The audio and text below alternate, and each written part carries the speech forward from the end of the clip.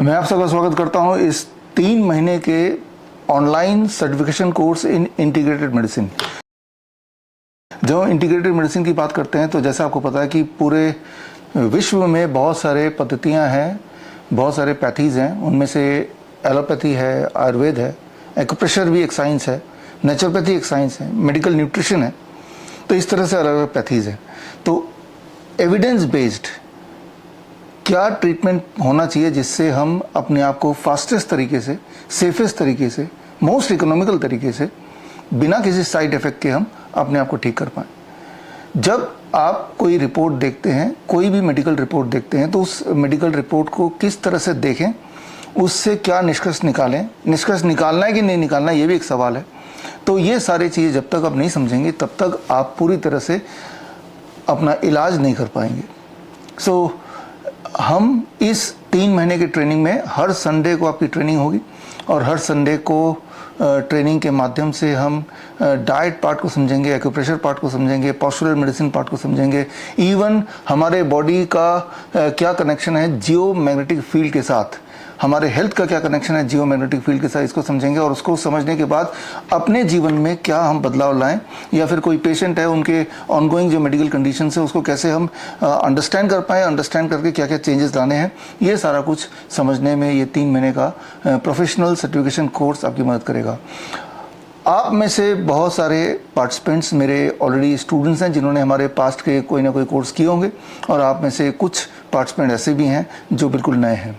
आप चाहे हमारे पुराने स्टूडेंट्स हों या बिल्कुल नए हों, जितनी बातें मैंने अभी तक बताई हैं, अगर ये आपको समझ आ रही है तो इतनी सिंपल भाषा में ये 3 महीने की ट्रेनिंग आपकी होने वाली है, जहाँ पे हर संडे आपकी क्लासेस होंगी और आपके कुछ ऑनलाइन टेस्ट होंगे। उसके आधार पे हमें समझ आएगा कि आपको कितना समझ आ रहा है कि नहीं। जो जो बातें मैं आपको बताऊंगा, हो सकता है कि उसमें आपको कहीं कहीं शंका हो, कहीं कहीं डाउट हो, कहीं कहीं क्लैरिफिकेशन की ज़रूरत आपको पड़े, या फिर हो सकता है कहीं आप मुझ पर जो भी मैंने बताया उस बात से आप एग्री भी ना हो। तो ऐसे में बीच बीच में हम इंटरेक्टिव क्वेश्चन आंसर सेशन भी रखेंगे, यानी कि आपको मौका मिलेगा सवाल पूछने का या अपने डाउट क्लियर करने का, या जो भी मैं बोल रहा हूँ उसके कन्फ्लिक्टिंग अगर आपके पास कोई एविडेंस है उस एविडेंस को पेश करने का। सो ये इंटरेक्टिव 3 महीने की ट्रेनिंग होने वाली है। जितना आप सवाल पूछेंगे आप समझिए उतना ही आपको समझ आएगा। तो जो भी बातें मैं बता रहा हूँ ज़रूरी नहीं कि उसको एज इट इज़ मान लेना है, वो बातें एविडेंस के अनुसार होना चाहिए, नंबर 1। नंबर 2, आप लॉजिकली आपको ये लगना चाहिए कि हाँ इट इज़ एक्सेप्टेबल, तभी आपको उसको मानना है। तो यहाँ पे आपका सवाल पूछना भी एक इम्पॉर्टेंट रोल प्ले करेगा। जैसे जैसे ये जर्नी आगे बढ़ेगी, 3 महीने की ऑनलाइन जर्नी आगे बढ़ेगी, वैसे वैसे आपके दिमाग में सवाल आते रहेंगे। जो जो सवाल जब जब आपके दिमाग में आते हैं उसको वैसे का वैसे वहीं का वहीं लिख लीजिए। बहुत चांसेस हैं कि जो सवाल अभी आपके दिमाग में आएगा, इसी के कुछ आगे कुछ देर बाद उसी का जवाब आपको कहीं ना कहीं मेरे उदाहरणों से मिल जाएगा। और अगर नहीं मिलता है तो क्वेश्चन आंसर सेशन है ही, जहाँ पे अपना सवाल आप पुट कर सकते हैं, अपना सवाल रख सकते हैं। इस तरह से हमारी कोशिश रहेगी एक एविडेंस बेस्ड ट्रेनिंग की। इस ट्रेनिंग का मकसद क्या है? मकसद बड़ा क्लियर है। जब भी इंसान बीमार होता है, या तो लाइफस्टाइल डिजीज़ होती है उसको किसी न किसी तरह से, चाहे वो हार्ट डिजीज़ हो, वो कैंसर हो, वो किडनी फेलियर हो, या फिर किसी न किसी इन्फेक्शियस डिजीज़ से पेशेंट या इंसान ग्रस्त होता है। इन्फेक्शियस डिजीज़ में बैक्टीरिया हो गया, फंगी हो गया या वायरस हो गया, इस तरह से हज़ारों तरह के माइक्रो ऑर्गेनिज्म है जिससे इंसान बीमार पड़ सकता है। तीसरा एक कंडीशन आ सकता है एक्सीडेंटल या इमरजेंसी मेडिकल कंडीशन। अचानक कुछ हो गया, कोई कार्डियक अरेस्ट में आ गया, कोई हार्ट अटैक हो गया, किसी को अस्थमा अटैक हो गया, किसी को ब्रेन स्ट्रोक हो गया, कोई यूं ही फेंट हो गया। इस तरह की मेडिकल इमरजेंसीज आती हैं।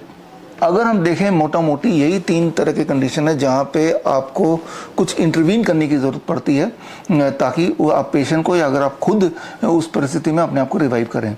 तो ये तीनों कंडीशंस में ही हमें क्या करना है और क्या नहीं करना है, ये सारा कुछ हम जानेंगे। ये 3 महीने का जो ऑनलाइन सर्टिफिकेशन ट्रेनिंग है ऑन इंटीग्रेटेड मेडिसिन, जो भी आप सीखेंगे ना केवल ये आपके लिए या अपनों के लिए ये मेरे हिसाब से फ़ायदेमंद होगा, बल्कि अगर आप चाहते हैं कि इसको प्रोफेशनली भी आप प्रैक्टिस करें तो डेफिनेटली सर्टिफिकेशन के बाद आप चाहें तो इसे प्रोफेशनली भी प्रैक्टिस कर सकते हैं। आसान होने के साथ साथ ये आई एम श्योर आप देखेंगे अभी, it is going to be very very effective. जितने तरह के पद्धतियाँ हैं, राइट, अगर आप किसी हॉस्पिटल में जाते हैं तो या तो वो एलोपैथिक हॉस्पिटल हॉस्पिटल है तो इलाज पूरी तरह से एलोपैथी स्टाइल में होगा, अगर आयुर्वेद का हॉस्पिटल है तो इलाज पूरी तरह से आयुर्वेद स्टाइल में होगा, अगर वो होम्योपैथिक हॉस्पिटल है तो या होम्योपैथी का डॉक्टर है तो इलाज पूरी तरह से उसी पद्धति के स्टाइल में होगा। जबकि इम्पॉर्टेंट क्या है, पेशेंट सेंट्रिक, यानी कि इलाज किसी एक पैथी सेंट्रिक ना हो, इलाज पेशेंट सेंट्रिक है हो। और पेशेंट सेंट्रिक इलाज उसी को बोलेंगे जहाँ पे रिजल्ट फास्टेस्ट आए, वो पैथी चाहे कोई भी क्यों ना हो या फिर वो पैथी कॉम्बिनेशन ऑफ पैथी क्यों ना हो। इंटीग्रेटेड मेडिसिन, अभी आप देखेंगे पिछले कुछ सालों में इंटीग्रेटेड मेडिसिन की बात की जाने लगी है और अलग अलग हॉस्पिटल्स में इंटीग्रेटेड मेडिसिन के डिपार्टमेंट खुल गए हैं। लेकिन जिस तरह की इंटीग्रेटेड मेडिसिन की बात हम करने वाले हैं वो evidence based integrated medicine, evidence based वो इंटीग्रेटेड मेडिसिन जो आपको एम्पावर करेगी कि किसी भी परिस्थिति में, वो लाइफस्टाइल डिजीज हो, वो इन्फेक्शियस डिजीज हो या फिर वो कोई इमरजेंसी सिचुएशन हो, आप लाचार ना दिखें, आप कुछ ऐसा करें जिससे पेशेंट को फास्टेस्ट तरीके से रिलीफ मिले, एक लॉन्ग टर्म तरीके से रिलीफ मिले, and that too at a very economical cost, and surely it has to be economical, beneficial and without any side effect, कोई साइड इफेक्ट भी ना हो, इस बात का भी हम ध्यान रखें। तो that is the overall introduction of the 3 months online training on integrated medicine, जिसमें 12 क्लासेस होंगी और हर संडे को आपकी क्लासेस होंगी और आपको इतना ही लगभग किताबें दी जाएंगी। बुक्स आपको कुरियर से भेजेंगे और साथ में बुक्स का ई बुक भी हम आपको देंगे। और ई बुक पढ़ना, हफ्ते में एक क्लास है आपका और लेकिन साथ में एक ई बुक भी है, और वो ई बुक मैं उम्मीद करता हूँ कि पूरे हफ्ते भर में आप पढ़ेंगे और उसके बाद उस ई बुक में जो आपने समझा है या जो कुरियर से आपको बुक मिला उसमें जो समझा है और जो ट्रेनिंग में आपको जो समझाया जा रहा है उसके बेसिस पे आपका एग्जाम होगा, टेस्ट होता रहेगा और इस तरह से हमें अंडरस्टैंडिंग होगी कि आपकी कितनी अंडरस्टैंडिंग हो रही है या हो चुकी है। तो कहने को ये 12 क्लासेस हैं लेकिन ये होम स्टडी भी है, क्योंकि जो किताब आपको मिलेगी चाहे वो ऑनलाइन मिले चाहे वो कुरियर से मिले, उसको भी मैं उम्मीद करता हूँ कि वो पूरा हफ्ता आप टाइम निकाल के रोज, मुझे लगता है कि हर दिन अगर 1-1 घंटा आप निकाल दें तो आप एट द पेस रहेंगे और तभी आप इस लायक होंगे कि आप ना केवल अंडरस्टैंड कर पाएँ कि मैं आपको क्या बता रहा हूँ, आप कुछ सवाल पूछने लायक रहेंगे और आपका कॉन्फिडेंस भी बिल्ड होगा। तो सीधे चलते हैं ट्रेनिंग में। आज पहले क्लास में आपका स्वागत एक बार फिर, और इस क्लास को समझाने के लिए आपको ना केवल चीज़ें समझ आ जाएं बल्कि चीज़ें कंटेस्ट भी हो जाएं, वो आपके दिमाग में ऐसे घुस जाए ताकि ज़रूरत आने पे आप कंफ्यूज ना हो। याद रखिए, जब भी कभी ज़रूरत आती है मेडिकल इंटरवेंशन की तो इंसान अक्सर पैनिक हो जाता है। इंसान जब पैनिक हो जाता है तो उसकी बुद्धि थोड़ी देर के लिए भ्रष्ट हो जाती है और उस वक्त उसको कुछ समझ नहीं आता। तो ऐसा नॉलेज जब ऐन मौके पे काम ना आए, उस नॉलेज का कुछ फ़ायदा नहीं है। इसीलिए इस ट्रेनिंग को मैं इस प्रकार से बनाना चाहता हूँ या बनाने की कोशिश की है ताकि ना केवल आपको सारा कुछ समझ आ जाए बल्कि जो चीज़ आपको समझ आती रहे वो दिमाग में इस तरह से बैठ जाए कि वो आप भूलें ना कभी, पहली बात। दूसरी बात, समय आने पे उसका आप यूज़ कर पाएँ और जो भी वो इंसान है, वो पेशेंट है या वो खुद है, आप अगर वो पेशेंट है तो उनको आप कन्विंस भी कर पाएँ कि ये एक साइंटिफिक तरीका है। एविडेंस बेस्ड मॉडर्न साइंस जो है, जैसे मॉडर्न साइंस बोलते हैं, जो आज के जो जर्नल्स हैं उन सब में जो साइंस है उस साइंस के हिसाब से या फिर एंशिएंट जो विजडम है उसके हिसाब से या दोनों के हिसाब से जो बेस्ट प्रैक्टिस है वो बेस्ट प्रैक्टिस आप कर पाएँ। इरादा बड़ा साफ है। By the end of the training हम चाहते हैं कि आप अपना डॉक्टर बन जाएं। हेल्थ इंश्योरेंस एक तरह का हो गया कि हेल्थ के लिए, देखिए मैं ये गारंटी नहीं कर सकता, ना तो आपके लिए ना मेरे लिए, कि हम कभी बीमार पड़ेंगे ही नहीं। इंसान तो बीमार पड़ेगा ही जिस तरह के वातावरण में रहते हैं। वैसे भी जब हम बीमार पड़ते हैं तो वो एक टेस्टिंग होती है, वो एक तरह से हमारी बॉडी की इम्यूनिटी की प्रैक्टिस होती रहती है। तो लेकिन हम ये बता सकते हैं, ये मैं आपको गारंटी दे सकता हूँ कि अगर आप बीमार पड़ें तो आपको कॉन्फिडेंस रहेगा कि यू आर द बेस्ट, आप बेस्ट हैं, आप अपना इलाज खुद कर सकते हैं। सो इसी कड़ी में आगे बढ़ते हैं और आपका स्वागत वंस अगेन। एंड अब चलते हैं पहली क्लास की तरफ। After the introduction about the 3 months online training programme. इस 3 महीने के ट्रेनिंग प्रोग्राम में बहुत सारे अलग अलग पैथीज के डॉक्टर्स ने मिलके ये ट्रेनिंग तैयार किया आपके लिए, जिसमें एक्यूप्रेशर के डॉक्टर हैं, आयुर्वेद के डॉक्टर हैं, एलोपैथ के डॉक्टर हैं, न्यूट्रिशन एक्सपर्ट्स हैं। उन सब के नाम या उन सब के चेहरे इन 3 महीनों में इन 12 क्लासेस में आपको देखने को मिलेंगे। और हो सकता है कभी, अभी तो हम ऑनलाइन जुड़े हैं, कभी इन पर्सन भी आपसे मिलने का, जुड़ने का मौका मिलेगा।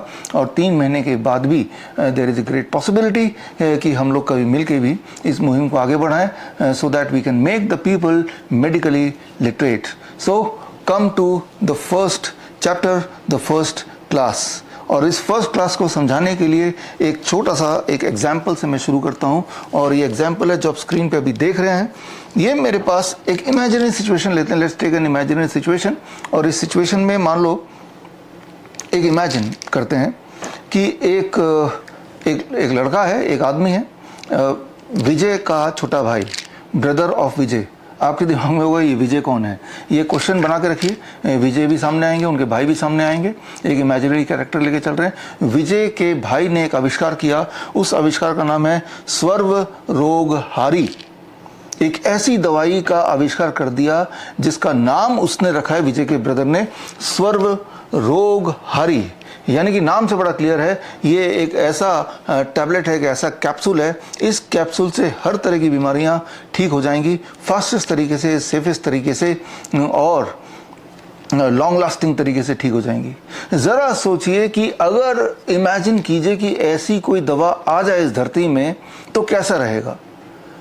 अभी जो परिस्थिति है, अगर उस परिस्थिति की बात करें, हमारे देश की बात करें, तो हमारे देश में अगर आप देखें गवर्नमेंट के आंकड़े, हर साल करीब 5 से 6 करोड़ लोग बिलो पॉवर्टी लाइन चले जाते हैं अपने इलाज कराते कराते। यानी वो गरीब थे नहीं, लेकिन गरीब हो जाते हैं अपने इलाज कराते कराते, राइट। सो WHO की माने तो वो तो ये बोलते हैं कि 1/3 जनसंख्या वो बिलो पॉवर्टी लाइन चली जाती है अपने लाइफ टाइम में कभी ना कभी अपना इलाज कराते कराते। इलाज इतना महंगा हो गया है, लेकिन उस महंगे इलाज के बाद क्या इंसान ठीक हो जाता है, ये एक सवाल है, इसका जवाब भी हम कहीं ना कहीं ढूंढेंगे।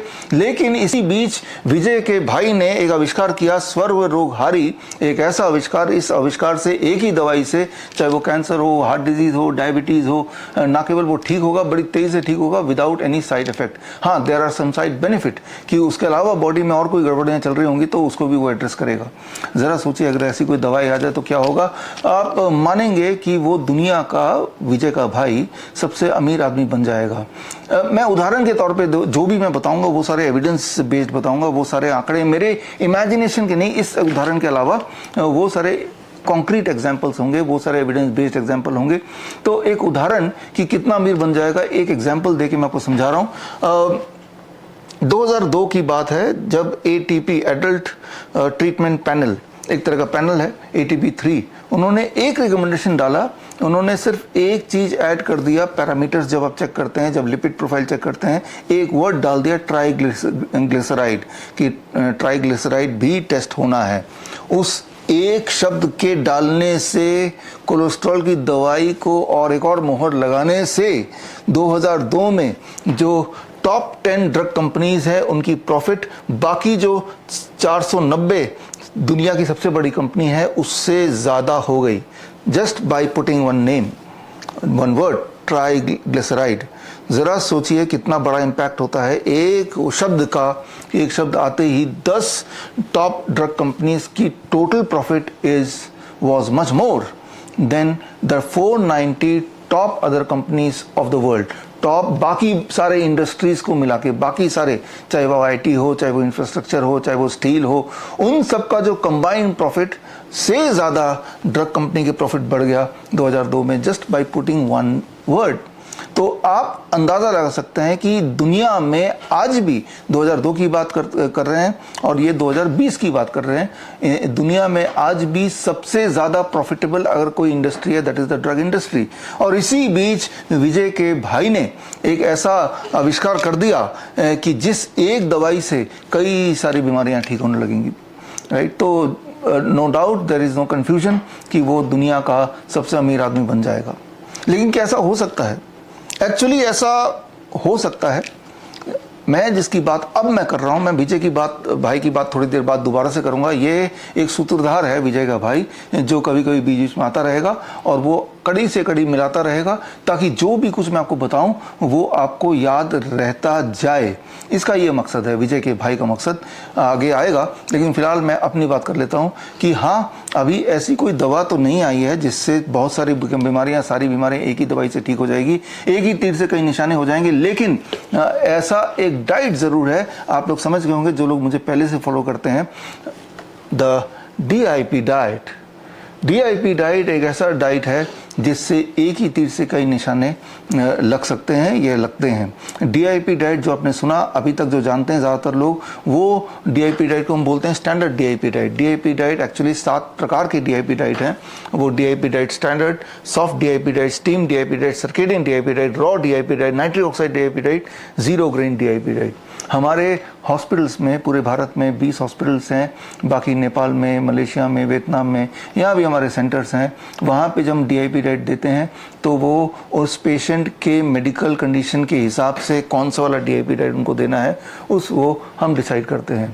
जो पब्लिक डोमेन में आप ज़्यादातर लोगों को जो लोग फॉलो करते हैं DIP डाइट, लगभग वो लोग स्टैंडर्ड DIP डाइट ही फॉलो करते हैं। हम इनकी गहराई में जाएंगे, लेकिन हाँ, ऐसी दवाई तो नहीं आई, लेकिन ऐसी एक डाइट है जिससे आप वही उम्मीद कर सकते हैं जो हम इस दवाई के लिए बोल रहे थे। फास्टेस्ट तरीके से काम करना, कई सारे बीमारी में एक साथ काम करना एंड एविडेंस बेस्ड काम करना। तो DIP डाइट का जो अभी तक का जो इतिहास है उसको देखें, अभी तक का जो उसका अचीवमेंट उसे देखें, तो very simple, the achievement is something like this कि हमने ये देखा है, आप में से बहुत लोग मानेंगे कि 3 से 7 दिन के अंदर हाई ब्लड प्रेशर हो, हाई कोलेस्ट्रॉल हो, इंटेस्टाइनल डिसऑर्डर है, वो कम होने लगता है, ठीक होने लगता है। 72 आवर्स में ब्लड शुगर तेजी से नीचे जाने लगता है जो डायबिटीज़ के पेशेंट हैं। 1 महीने में बॉडी वेट जो ओबीस पेशेंट अबाउट 10% घट जाता है। 2 महीने में, दूसरा महीना 5%, फिर 5%, by 3rd month for most of the people उनका नॉर्मल BMI के रेंज में आने लगता है। हार्ट डिजीज भी 1 महीने में, यानी कि जो एंजाइना वो गायब होने लगता है या हो जाता है। थायराइड डिजीज 2 से 3 महीने लगते हैं कि थायराइड गोली से पीछा छूट जाता है, वही एक DIP डाइट से। हमने ये देखा है कि कैंसर हो, अस्थमा हो, आर्थराइटिस हो, लगभग 6 महीने में उनको क्लियर कट डिफरेंस दिखने लगता है, उनके सिम्टम्स वैनिश हो जाते हैं, लगभग वैनिश होने लगते हैं पूरी तरह से। 8 महीने के अंदर skin disorder, kidney dysfunction, liver disorder में क्लियर कट फर्क दिखता है। और ग्लूकोमा, कैटरैक्ट, मायोपिया, हाइपरमेट्रोपिया, इनमें तो 3 महीने के अंदर अक्सर जो DIP डाइट डायबिटीज़ के लिए, हाइपरटेंशन के लिए या हार्ट डिजीज के लिए लेते हैं, बट 3 महीने बाद आके बताते हैं कि हमारे तो चश्मा उतर गया, हमारे तो ग्लूकोमा ठीक हो गई, कैटरैक्ट हमारा ठीक हो गया। तो ये साइड इफेक्ट नहीं है, साइड बेनिफिट हो गया। DIP ले रहे थे किसी भी एक कारण से, लेकिन उनको साइड बेनिफिट ये मिल गया। और 9 महीने से 1 साल के अंदर इवन जेनेटिक डिफेक्ट्स जो हैं, हार्ट वॉल डिफेक्ट हैं, ASD, VSD जिन्हें बोलते हैं, उनमें भी क्लियर कट डिफरेंस मेडिकली भी और सिम्टमेटिकली भी दिखाई देने लगता है। श्योरली ये DIP diet is a kind of diet जिसका नाम आप सर्व रोगहारी बोल सकते हैं। और ये जो मैं बता रहा हूँ, ये सारे एविडेंस बेस्ड बात मैं कर रहा हूँ, ये सारी चीज़ें सिर्फ इमेजिनरी नहीं है, ये पूरा टेस्टेड है। और इसमें कई सारे clinical trial, randomise control trial, case studies वगैरह पब्लिश होते रहे हैं। उनकी एक झलक हम ले लेते हैं। हम यहाँ पे बात कर रहे हैं फास्टेस्ट तरीके से एक ऐसी दवा जो फास्टेस्ट तरीके से काम करे, सेफेस्ट तरीके से काम करे, एविडेंस बेस्ड तरीके से काम करे और नंबर ऑफ हेल्थ प्रॉब्लम जो है कई सारे टारगेट करे एंड मोस्ट इकोनॉमिकल हो। और ये सारे चीज़ों के लिए जो एविडेंस बेस है वो अब आपके सामने स्क्रीन पे आ रहा है। ये जो क्लिनिकल ट्रायल हुआ है या आयुष मिनिस्ट्री ने खुद किया है, इन्फ्लेमेटरी डिजीज़ के ऊपर, स्पॉन्डिलाइटिस के ऊपर या बोन डिजीज जिसे बोल सकते हैं। और इसमें 2 साल का रैंडमाइज कंट्रोल ट्रायल था। 2 अलग अलग ग्रुप में पेशेंट को बांटे गए। एक ग्रुप को DIP डाइट दिया गया, दूसरे ग्रुप को नॉर्मल डाइट दिया गया। और उन्होंने इसको आंकड़ों में देखा कि वाकई में DIP डाइट फ़ायदेमंद है या पेशेंट को रिलीफ देने में फ़ायदेमंद है in case of inflammatory disease. So ठीक इसी तरह से DIP डाइट टाइप 1 पेशेंट, जिन्हें अक्सर बोला जाता है कि जीवन पर इंसुलिन में डिपेंड होना पड़ेगा, लेकिन ये सत्य नहीं है।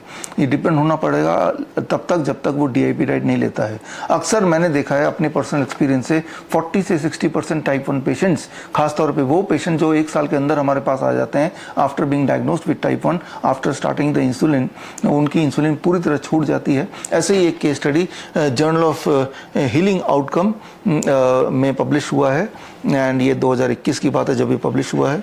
और पिछले साल की बात है, गवर्नमेंट ऑफ नेपाल की हेल्थ मिनिस्ट्री ने ये 7 दिन का रैंडमाइज कंट्रोल ट्रायल किया और इन्होंने ये देखा कि DIP डाइट से डायबिटीज़ और हाई ब्लड प्रेशर एंड मोटापा इनमें क्लियरली इम्प्रूवमेंट देखी जा सकती है और इनकी दवाइयाँ छूट रही हैं, उनका मोटापा कम हो रहा है। ये independent trial by government of Nepal है और इसी तरह से ये एक और ऑब्जर्वेशन स्टडी है, लेकिन ये observation study was on chronic kidney disease patient कि उनको अगर DIP डाइट पे रखते हैं करीब 25 दिन तो उनका किडनी फंक्शन इंप्रूव होता है। तो ये भी ट्रायल में देखा गया है। ठीक इसी तरह से जेनेटिक डिफेक्ट्स में भी, यानी कि हार्ट वॉल्व डिफेक्ट में या हार्ट में होल जिसे बोलते हैं ASD VSD, जो कि सर्जरी के बिना ठीक नहीं हो सकता और सर्जरी के साथ भी ठीक हो जाए ऐसा भी कोई गारंटी नहीं है।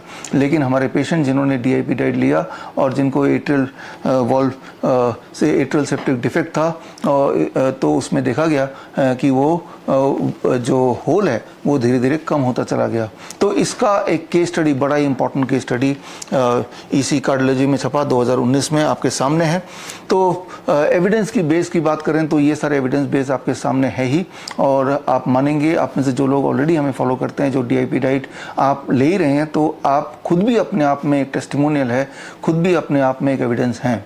तो एक ऐसा डाइट जो फास्टेस्ट तरीके से काम करे, सेफेस्ट तरीके से काम करे, एविडेंस बेस्ड तरीके से काम करे, एक ही तीर से कई निशाना हो।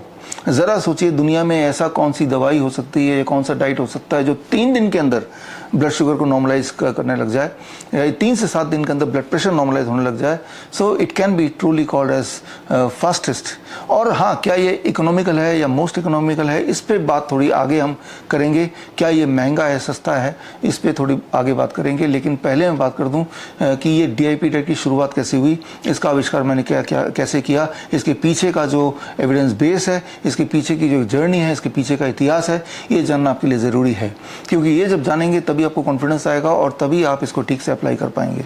तो ये शुरू होता है 2010 ऑनवर्ड्स। 2010 से लेके 2014 के बीच में मेरे जीवन में बहुत सारे नए अपॉर्चुनिटीज़ आई। उनमें से एक अपॉर्चुनिटी जो स्क्रीन पे आप देख रहे हैं, अंडमान निकोबार का ये दृश्य आप देख रहे हैं, जहाँ पे इंडियन आर्मी ने मुझे इनवाइट किया और वहाँ पे इंडियन आर्मी के लिए ट्रेनिंग था। और क्योंकि इंडियन आर्मी ने इनवाइट किया तो वहाँ आई वॉज प्रिविलेज्ड और मुझे मौका मिला एक ऐसे ट्राइब के बहुत क्लोज जाने का जिन्हें बोलते हैं जारावास। जारावास एक ऐसा ट्राइब है, अंडमान निकोबार में बस्ती है, जिसको पूरे दुनिया से आइसोलेट करके रखा गया या बोलें तो प्रोटेक्ट करके रखा गया है। यानी कि एक आम इंसान जारावास के लोगों तक नहीं पहुंच सकता और जारावास के लोग दीवार फांद के आम इंसान तक नहीं पहुंच सकते। यानी कि पूरे दुनिया में जो डेवलपमेंट हुई है पिछले हजारों सालों में, वो डेवलपमेंट, एक भी डेवलपमेंट उन तक नहीं पहुंची है।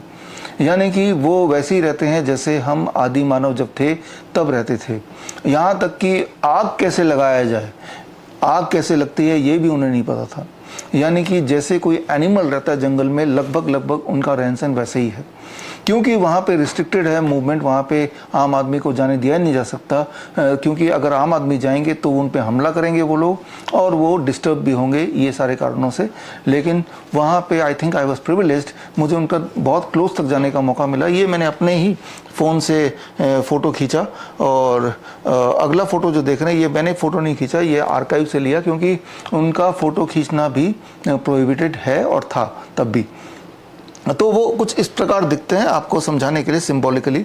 और इसमें जो वो अपने औजार यूज़ करते हैं वो भी, कोई शिप कहीं आसपास डूब जाता है तो शिप के कुछ लोहे के टुकड़े वगैरह जब सी शोर में तैरते हुए आ जाते हैं तो उसको लेके उसी से वो अपना हथियार औजार जंगल में बाकी जानवरों से लड़ने के लिए, अपनी बचाव करने के लिए वो बनाते हैं। तो ये है जारवास की दुनिया, एक वाइल्ड लाइफ, एक ऐसी दुनिया जो कि हज़ारों साल पहले, लगभग 50,000 साल पहले इंसान जैसे जीता था, आदि मानव होमो सेपियंस हम बोलेंगे, लगभग उसी पैटर्न में प्रोटेक्ट करके रखा गया है। ये एक ऐसी जनजाति है जो धीरे धीरे ऑल्दो लुप्त होती जा रही है। तो यहाँ पे किसी भी आम इंसान का एंट्री पूरी तरह बैन है। एक एक्सेप्शन है, इस एक्सेप्शन का नाम है डॉक्टर R.C. कर, रतन चंद्र कर, और जिनको पिछले साल 2023 में पद्मश्री अवार्ड मिला था। उन्होंने एक बहुत ही इम्पोर्टेंट काम किया। वो शायद पहले इंसान थे जिन्होंने जारावास के लोगों से दोस्ती की संभाव, और उनके करीब जाने लगे, उनको समझने लगे, और उनके ऊपर इन्होंने बहुत काम किया। उन्होंने एक किताब भी लिखी, और उस दौरान मुझे मौका मिला उनसे बातचीत करने का, उनके काम को समझने का। और तब मेरे अंदर जिज्ञासा हुई, एक बड़ी इंपॉर्टेंट जिज्ञासा, कि क्या इन जारावास के लोगों को डायबिटीज़ होती है, हाई ब्लड प्रेशर होता है, कैंसर होता है, हार्ट डिजीज़ होता है, या जो इंसानी बीमारियां हैं उनमें से कोई बीमारी होती है क्या? इस सवाल का जवाब सिर्फ एक ही इंसान के पास था, वो था डॉक्टर R.C. कर के पास।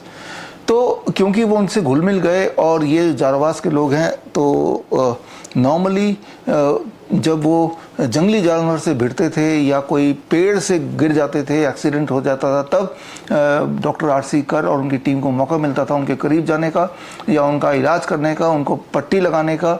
और उस दौरान they used to get opportunity कि उनका ब्लड सैंपल लेके ब्लड टेस्ट कर पाएँ, ब्लड प्रेशर चेक कर पाएँ। तो उनका ये कहना था कि इनमें कोई डायबिटीज़ नहीं, कोई हार्ट डिजीज़ नहीं, कोई कैंसर नहीं, किसी तरह का कोई रोग नहीं देखा। हालांकि उनकी लाइफ एक्सपेक्टेंसी बहुत ज़्यादा नहीं होती थी, क्योंकि उससे पहले ही जंगली जानवरों के शिकार भी हो जाते थे अक्सर, या फिर कोई एक्सीडेंट से, पेड़ से गिरने से, इस तरह से उनकी एक्सीडेंटल डेथ होती थी। अदरवाइज हेल्थ की कारण नहीं था इनके डेथ के पीछे मोस्टली। और क्योंकि इनको आग लगाना भी नहीं आता था, तो इनको जो खाते थे mostly raw vegetables and fruits. इनका जो डाइट का एक बड़ा हिस्सा रॉ वेजिटेबल्स, फ्रूट्स, लीव्स हुआ करता था। बहुत ही माइनर, मे बी 0.1% हिस्सा फिश वगैरह भी होता था। मोस्टली आप बोल सकते हैं वीगन डाइट, यानी कि गाय का दूध भी कैसे निकालें वो भी इनको नहीं पता था। तो जाहिर सी बात है दूध पे भी ये निर्भर नहीं थे, ना हैं अभी। तो ये इतिहास है जारावास का। तो एक तरह के पॉपुलेशन जिनको क्लोजली मैं देख पाया, उनके बारे में समझ पाया, उनकी मेडिकल कंडीशन को समझ पाया। तो एक तरह का पॉपुलेशन जो भारतीय हैं, टेक्निकली वो भी इंडियन है, इंडियन सिटीजन ही बोलेंगे उनको, लेकिन वो पूरे जंगल के बीच में, that is one kind of Indian. अब यही वो समय था जब मैं अक्सर कुवैत जाता था, और कुवैत में मेरे ट्रेनिंग प्रोग्राम्स होते थे। और इंटरेस्टिंगली ये कुवैत का आप देख रहे हैं, और इंटरेस्टिंगली कुवैत एक ऐसा देश है जो जहाँ पे दुनिया में परसेंटेज वाइज सबसे ज़्यादा डायबिटिक पेशेंट रहते हैं। यानी कि 21% of the Kuwaiti population at the time was diabetic patient. अभी के आंकड़े कहते हैं 25%, यानी कि हर चौथा इंसान डायबिटिक पेशेंट अभी है। उस वक्त वो 21% था। तो कुवैत मेडिकल एसोसिएशन, जिनका ऑडिटोरियम में अक्सर मैं लेक्चर देता था, तो उनके जो आंकड़े हैं और उनका जो रहन सहन है, वो सब कुछ समझने का मुझे मौका मिला। बिकॉज कुवैत मेडिकल एसोसिएशन के जो बुक्स हैं, उनके ऑडिटोरियम, उनके लोग, उनसे मैंने कई सारे डेटा कलेक्ट किए। तो अब मेरे पास दो तरह के पॉपुलेशंस आ गए। एक वो पॉपुलेशन, जारावास पॉपुलेशन, जो कभी बीमार नहीं पड़ते, और दूसरे पॉपुलेशन वो जो अक्सर डायबिटीज़ पेशेंट हाईएस्ट था पूरी दुनिया में, और उसके अलावा और सारी बीमारियां भी इनमें बहुत ज़्यादा थी। तो दो तरह के पॉपुलेशंस को मैं कंपेयर करना चाह रहा था। तो अब मेरी इच्छा हुई कि इसी तरह से दुनिया में जारावास की तरह और भी लोग होंगे, at the same time Kuwait की तरह और भी लोग होंगे। तो मेरा ध्यान गया, इसे कहते हैं ब्लू जोन। ब्लू जोन दुनिया के उस तरह के आबादी को कहते हैं जो लंबी आयु जीते हैं, जिनकी ज़िंदगी 100 साल से ऊपर होती है। उनमें से एक फेमस है ओकनिवा है, या सर्दिनिया है। इस तरह से कुछ जनजातियां ऐसी हैं जो आज भी 100 साल से ऊपर हेल्दी जीते हैं और हेल्दी ही मरते हैं। तो आइडल लाइफस्टाइल, तो इनके लाइफस्टाइल को जानने का मुझे मौका मिला। इनको मैंने समझा जो लिटरेचर मिले, जो साइंटिफिक एविडेंसेस मिले, उनको मैंने कलेक्ट करना शुरू कर दिया। तो यानी कि आज भी हमारे दुनिया में ऐसे कुछ ट्राइब्स बोलें या ऐसे कुछ कम्युनिटी बोलें जो हेल्दीएस्ट रहते हैं, और एट द सेम टाइम आज जैसा आप देख रहे हैं हमारे आपके आसपास जो कि बहुत बीमार रहते हैं, वो दवाइयों पे ही ऐसा लगता है निर्भर रहते हैं। तो दो तरह के पॉपुलेशंस के डेटा को मैंने कलेक्ट किया, और फिर इच्छा हुई कि कोई ऐसे साइंटिस्ट जो कि ऑलरेडी इस तरह काम कर रहे हैं, मेडिकल न्यूट्रिशन की तरफ काम कर रहे हैं, उनको भी कांटेक्ट करने की कोशिश की। उनमें दुनिया का सबसे बड़ा नाम अगर किसी का है वो है doctor T Colin Campbell. Doctor T Colin Campbell chief scientist हैं द चाइना स्टडी के। चाइना स्टडी दुनिया की सबसे बड़ी स्टडी है न्यूट्रिशन एंड ह्यूमन डिजीज़ के कनेक्शन के ऊपर। ये स्टडी लगभग 20 साल चली, और इस स्टडी में 3 देशों ने पार्टिसिपेट किया, यूएस, यूके, यूएस का कॉर्नेल यूनिवर्सिटी, यूके का Oxford university and Chinese health department. और इस स्टडी को 20 साल तक करके 25,000 लोगों के ऊपर स्टडी हुआ, और तब जाके एक किताब आई द चाइना स्टडी, और जो मोस्ट कॉम्प्रिहेंसिव स्टडी है ह्यूमन न्यूट्रिशन डिजीज़ का जो कनेक्शन है उसके ऊपर था ये। और इसकी किताब 2004 में आई, इंग्लिश में आई, और उसके बाद जब इसकी वियतनामीज़ एडिशन आया, ये वियतनामीज़ एडिशन मेरे हाथ में इस वक्त, ये वियतनामीज़ एडिशन जब आया तो तब मुझे मौका मिला इस वियतनामीज़ एडिशन में एक फॉरवर्ड लिखने का। तो तब तक मैंने इतना काम कर चुका था कि ये मौका मुझे मिला, तो somehow indirectly I also got associated with this biggest ever project on human disease and nutrition, दोनों के कनेक्शन के ऊपर सबसे बड़ा जो प्रोजेक्ट पूरी दुनिया में हुआ है, उसका एक छोटा सा हिस्सा बनने का मुझे मौका मिला। So this is the book. इसकी इंग्लिश एडिशन आप ज़रूर पढ़िए, ऑनलाइन अवेलेबल होगा। तो इसी तरह से दुनिया भर में जो ऐसे साइंटिस्ट हैं जो इसी टॉपिक पे काम कर रहे थे, चाहे वो अलग अलग मेडिकल एसोसिएशन है, चाहे लेट्स से मलेशिया का एक एसोसिएशन है, Malaysian association of advancement in functional and integrated medicine. इन्होंने जब बुलाया तो वहाँ पे भी उनके सामने मैंने अपने DIP डाइट को समझाया, या उनसे इंटरेक्शन हुआ। या फिर भारत में ये आप फोटो देख रहे हैं मैंगलोर यूनिवर्सिटी का 2015 का है फोटो। इसमें आप मेरा तस्वीर देख रहे हैं, ये doctor BM Hegde. I am sure आप में से ज़्यादातर लोग डॉक्टर BM हेगड़े को जानते हैं। पद्म भूषण हैं, पद्मश्री हैं, और इन्होंने मेरे ख्याल से भारत में सबसे ज़्यादा काम किया है मेडिकल के क्षेत्र में है। और इसके अलावा और भी साइंटिस्ट के फ़ोटो आप देख रहे हैं। तो इस तरह से जब जब मौका मिलता गया, चाहे वो भारत हो, लंदन हो, मलेशिया हो, वियतनाम हो, हर साइंटिफिक कम्युनिटी जो भी इस दिशा में काम कर रही हैं उनसे मैं मिला, अपना जो मैंने मेरी फाइंडिंग उन तक पहुंचाया, उनकी जो फाइंडिंग उनको समझने की कोशिश की। तो इस तरह से I try to enrich myself. और उसके बाद एक डाइट मैंने एक डाइट को डिज़ाइन किया। इस डाइट का नाम दिया DIP डाइट। इस डाइट का नाम DIP डाइट क्यों दिया और उसके पीछे का मकसद और उसका साइंस क्या है, इसको थोड़ा समझ लेते हैं। समझने के लिए आपको ये समझना पड़ेगा, जो मेरा जो काम ज़्यादातर हुआ वो भारत में हुआ और वियतनाम में हुआ। सबसे पहले भारत में जो उस वक्त डायबिटीज़ के लोग थे वो 8.8%, जबकि वियतनाम में 5.5% लोग ही डायबिटिक पेशेंट उस वक्त थे। भारत में ज़्यादातर लोग जो डायबिटिक पेशेंट वो मोटे हुआ करते हैं, वियतनाम में ज़्यादातर डायबिटिक पेशेंट पतले हुआ करते हैं। भारत में डायबिटीज़ टाइप 1 की प्रेवलेंस बहुत हाई है, वियतनाम में बहुत कम है। फिर तीसरा एक और जो कंट्री है मलेशिया, यहाँ काम करने का मौका मिला। इंटरेस्टिंगली ये इन दोनों के कॉम्बिनेशन से आप हर तरह के पॉपुलेशन थे, इनमें टोटल डायबिटिक प्रेवलेंस इंटरेस्टिंगली इन दोनों को प्लस करके जितना बनेगा करीब 12-13% डायबिटिक पेशेंट। और इंटरेस्टिंगली इस मलेशिया में मोटे डायबिटिक पेशेंट भी थे, पतले डायबिटिक पेशेंट भी थे, खूब सारे टाइप 1 भी थे। तो 3 पॉपुलेशन को मैं कंपेयर कर सकता हूं, और 3 पॉपुलेशंस के ऊपर हमने उनको डायबिटीज़ DIP डाइट हमने उनको ऑफ़र किया। और उसके बाद जो भी मेरी फाइंडिंग है, उन फाइंडिंग पे मेरी जो पहली 2 किताबें आई DIP डाइट के ऊपर, तो वो किताबें आप स्क्रीन पे देख रहे हैं। ये किताबों का ई-बुक मैं आपको भेज दूंगा, और जो अलग अलग जो ट्रेनिंग प्रोग्राम्स हमारे अभी भी चल रहे हैं, वो उसके कुछ दृश्य मैं आपको दिखा रहा हूँ। ये तभी के दृश्य हैं जब नया नया हमने शुरू किया था अलग अलग देशों में, चाहे मलेशिया हो, वियतनाम हो, इंडिया हो। तो इस तरह के हमारे ट्रेनिंग प्रोग्राम होते थे। तो आते हैं कि इसका नाम DIP डाइट क्यों रखा गया। तो उसके लिए आपको समझना होगा कि दो तरह के पॉपुलेशंस हैं, एक जारावास पॉपुलेशन या हुंजा इंडियन, जो कि पाक ऑक्युपाइड जो इंडिया है वहाँ पे एक तरह का सिविलाइजेशन है हुंजा, जो 100 साल से ऊपर ज़िंदा रहते हैं। और कुवैती पॉपुलेशन सबसे सिख पॉपुलेशन। सिमिलरली एक और पॉपुलेशन है पीमा इंडियन, इसके बारे में आगे और डिटेल में बात करूँगा क्योंकि उससे आपको बहुत सारी नई बातें समझने मिलेंगी। पीमा इंडियन अमेरिकन कॉन्टिनेंट में एक पॉपुलेशन है जिनका बैकग्राउंड, जिनका जो एंसेस्टर वो इंडियन ही है। तो दो तरह की इंडियन है, Hunza Indian and Pima Indian, लेकिन दोनों ही इंडियन तो हैं, लेकिन दोनों के दोनों में कॉन्ट्रास्टिंग बात यह है कि the healthiest one the Hunza Indian, the Pima Indian the most sickest one. पूरे दुनिया में ये मशहूर है कि Pima Indian are the one जो कि सबसे ज़्यादा डायबिटिक पेशेंट है। बल्कि डायबिटीज़ के ऊपर बहुत सारे जो आंकड़े इकट्ठे किए गए शुरुआती दौर में, वो पीमा इंडियन के ही आंकड़ों पे जो डायबिटीज़ का सारा जो प्रोटोकॉल चलता है या बोलें डायबिटीज़ का सारा खेल चलता है, उसमें बैकग्राउंड में पीमा इंडियन के आंकड़े ही हैं। उस पर हम आएंगे। लेकिन अब दो बेसिक तरह के पॉपुलेशन है। इस तरह के पॉपुलेशन का नाम हमने दिया DIP डाइट, क्योंकि मैंने देखा कि इनमें एक कॉमन बात है, चाहे वो ओकिनावा हो जापान का, चाहे वो हुंजा इंडियन हो या जारावास पॉपुलेशन है, इन सब के जो खाने की जो हैबिट थी या है, वो जिस तरह की है डाइट ये चूज़ करते थे या करते हैं, वो डाइट को मैंने नाम दिया DIP। और जिस तरह की डाइट पीमा इंडियन या कुवैती पॉपुलेशन चूज़ करती है, तो उसका नाम दिया VIP। तो ये जो नामकरण है ये बड़ा इंपॉर्टेंट है, क्योंकि इस नाम के अंदर ही पूरा साइंस छुपा हुआ है। इस साइंस को समझना आपके लिए ज़रूरी है। साइंस को समझने के लिए चलते हैं अगले स्लाइड पे।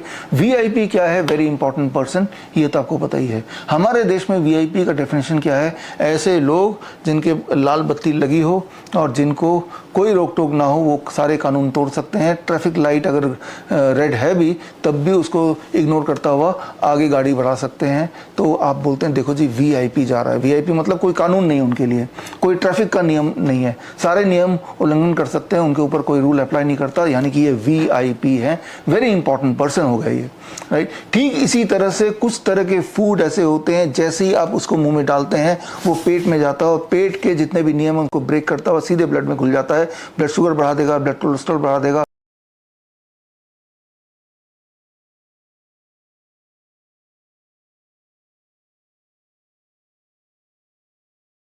वो बॉडी के जो होमियोस्टेसिस है उसको पूरी तरह से चकनाचूर कर देगा। तो इस तरह के फूड को हम बोल सकते हैं VIP diet. A kind of diet, एक ऐसा डाइट जो पेट के अंदर जाते ही पेट के रूल्स, उसके ट्रैफिक रूल्स को इग्नोर करके सीधे ब्लड में चला जाएगा। और ऐसे में ब्लड में उस मॉलिक्यूल की या उस न्यूट्रिएंट की ज़रूरत है कि नहीं, इरिस्पेक्टिव ऑफ दैट वो ब्लड में घुलेगा और वहीं से शुरू होती है सारी बीमारियां। इस तरह के डाइट को हम बोल देंगे VIP डाइट। फिर एक तरह का डाइट जो हुंजा पॉपुलेशन या जारावास लोग चूज़ करते हैं, इसे हम बोल सकते हैं DIP।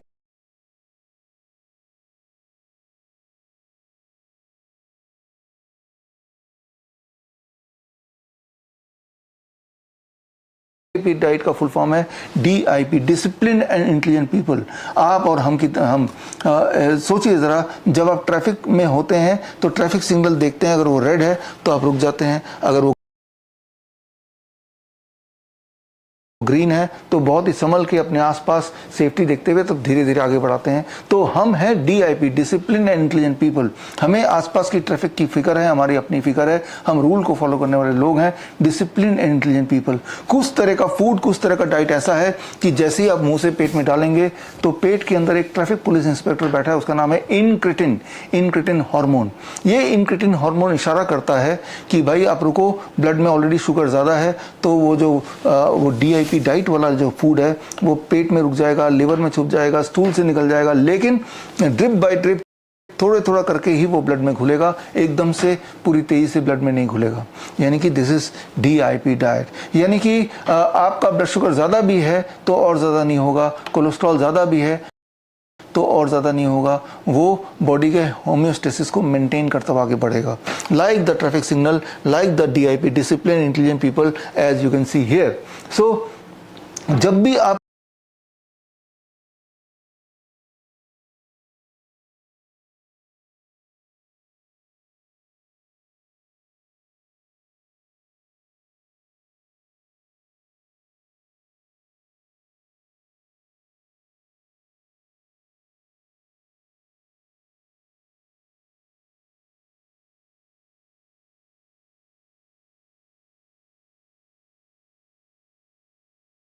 कोई भी फूड चूज करते हैं या तो वो वीआईपी की तरह बॉडी में काम करेगा या फिर वो डीआईपी की तरह काम करेगा। इंपॉर्टेंट एक सबसे इंपॉर्टेंट जो फाइंडिंग है वो ये है, according to the China study also,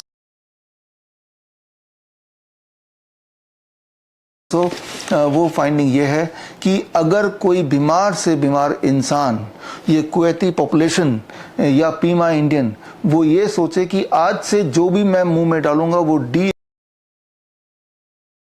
DIP nature का होगा, तो जो भी बीमारी है वो धीरे धीरे ठीक होने लगती है।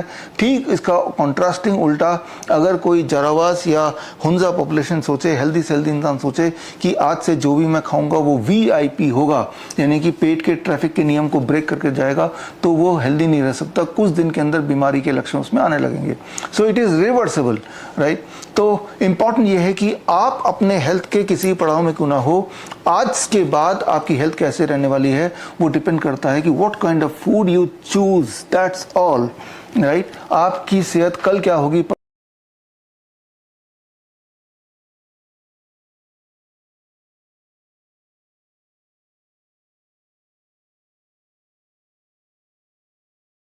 परसों क्या होने वाली है, वो सिर्फ इस पे डिपेंड करेगी कि आप चूज क्या कर रहे हैं, वो चॉइस क्या है। आपका जो डाइट का चॉइस है वो वीआईपी है या डाइट का चॉइस डीआईपी है। तो कैसे पता चलेगा कौन सा डाइट वीआईपी होता है,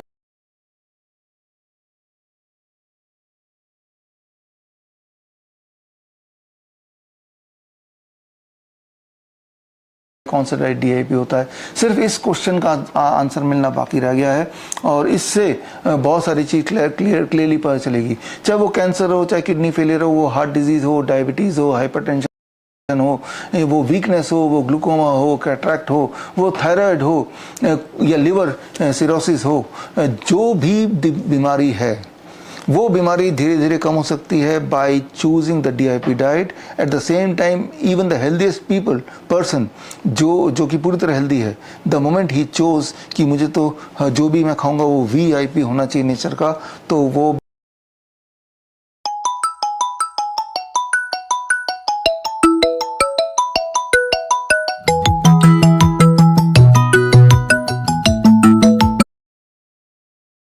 हेल्दी नहीं रह सकता, थोड़े दिन के अंदर वो पूरी तरह बीमार पड़ जाएगा।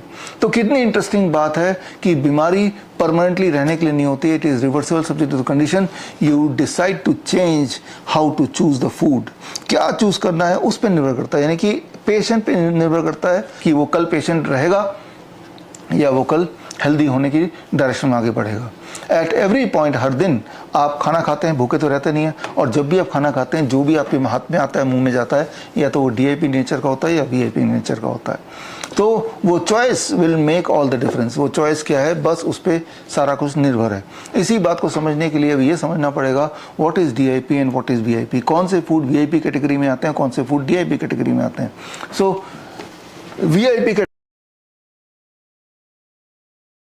में कौन से फूड आते हैं, वेरी वेरी सिंपल। कोई भी ऐसी चीज जो जानवरों से निकल के आती है, that is a VIP diet. अब जानवरों से क्या फूड निकल के आती है, जैसे डेयरी प्रोडक्ट, दूध, दही, लस्सी, मक्खन, घी,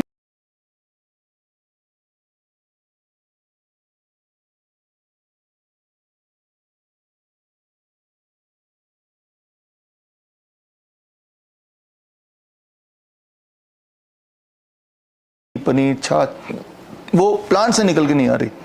अंडा, मीट, मछली प्लांट से निकल के नहीं आ रही। It is a VIP diet. So इसको आपको स्टॉप करना है, रोकना है। मैं ये नहीं बोल रहा हूँ ये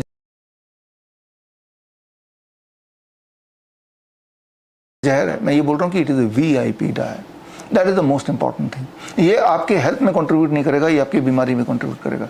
that is the most important thing. आप गौर करेंगे कि इंसान ही एक ऐसा जानवर है जो किसी दूसरे जानवर का दूध पीता है। शेर गाय का शिकार कर लेगा लेकिन गाय को पकड़ कर उसका दूध कभी नहीं पिएगा। इंसान ही एक ऐसा जानवर है जो जिंदगी भर दूध पीता है। कोई और जानवर किसी जिंदगी भर दूध नहीं पीता है। बाकी सारे जानवर दूध तब तक पीते हैं कुछ दिनों तक, जब तक उसके अपने दांत ना आ जाए। इंसान जिंदगी भर दूध पीता है, वो भी किसी और जानवर का, राइट। सो जब आप नेचर के लॉ ब्रेक करेंगे तो उसका बैड असर आपके ऊपर पड़ेगा ही पड़ेगा। इसके डिटेल में आगे हम जाएंगे। फिलहाल हम बात करते हैं which are the diet which are VIP nature. Industrial food, कोई भी ऐसा खाना जो आपके प्लेट में आने से पहले फैक्ट्री से होता हुआ आना पड़ रहा है। चिप्स का पैकेट है, क्या वो डायरेक्टली पेड़ में लटका आपको मिल गया या फिर वो फैक्ट्री से होता हुआ आया, इंपॉर्टेंट बात है, राइट। कोई एक पैक जूस है, क्या वो सीधा पेड़ में लटका हुआ या ज़मीन से खोद के आपने निकाला या उसको फैक्ट्री से होता हुआ आना पड़ रहा है। जब भी आप कोई भी फूड अपने हाथ में लेंगे, आप पूछेंगे ये बिस्किट है, ये कैसे मिला, क्या फैक्ट्री से होता हुआ आ रहा है, इंडस्ट्री से होता हुआ आ रहा है? If yes, it is the VIP diet. तीसरी चीज़, न्यूट्रिशनल सप्लीमेंट। कोई भी तरह का न्यूट्रिशन सप्लीमेंट VIP डाइट की कैटेगरी में आएगा। वेरी सिंपल, इसके डिटेल में जाएंगे अगली क्लास में हम। मेडिसिन, हर तरह का मेडिसिन भी, ये भी हम डिटेल में आज थोड़ा बात करेंगे, अगली बार डिटेल में बात करेंगे। जब वो पेट में जाता है तो पेट के जो कानून है, इंक्रेटिन हार्मोन का जो रूल्स हैं, उसको ब्रेक करके सीधा ब्लड में घुलने की कोशिश करता है, और ऐसे में बॉडी का होम्योस्टेसिस पूरी तरह बिगड़ जाता है, बिगाड़ देता है, और उसके बाद आप हेल्दी रह नहीं सकते। तो ये 4 तरह के food are called the VIP diet. अब आते हैं DIP। DIP डाइट में सबसे पहले आता है फ्रूट्स। मान लो कोई डायबिटीज़ का पेशेंट है, हाई ब्लड शुगर रहता है उसको, लेकिन अगर आप मैंगो, जो कि सबसे मीठा फल बोलते हैं, सबसे ज़्यादा शुगर होता है, सबसे ज़्यादा फ्रुक्टोज ग्लूकोज सब होता है, लेकिन कितना भी मैंगो खा लें, हम तो अपने 72 आवर प्रोग्राम में देखते ही हैं, 3 दिन का हमारा जो कैंप होता है, और सालों साल से हम देखते आए हैं कि जैसे ही वो फ्रूट खाता है,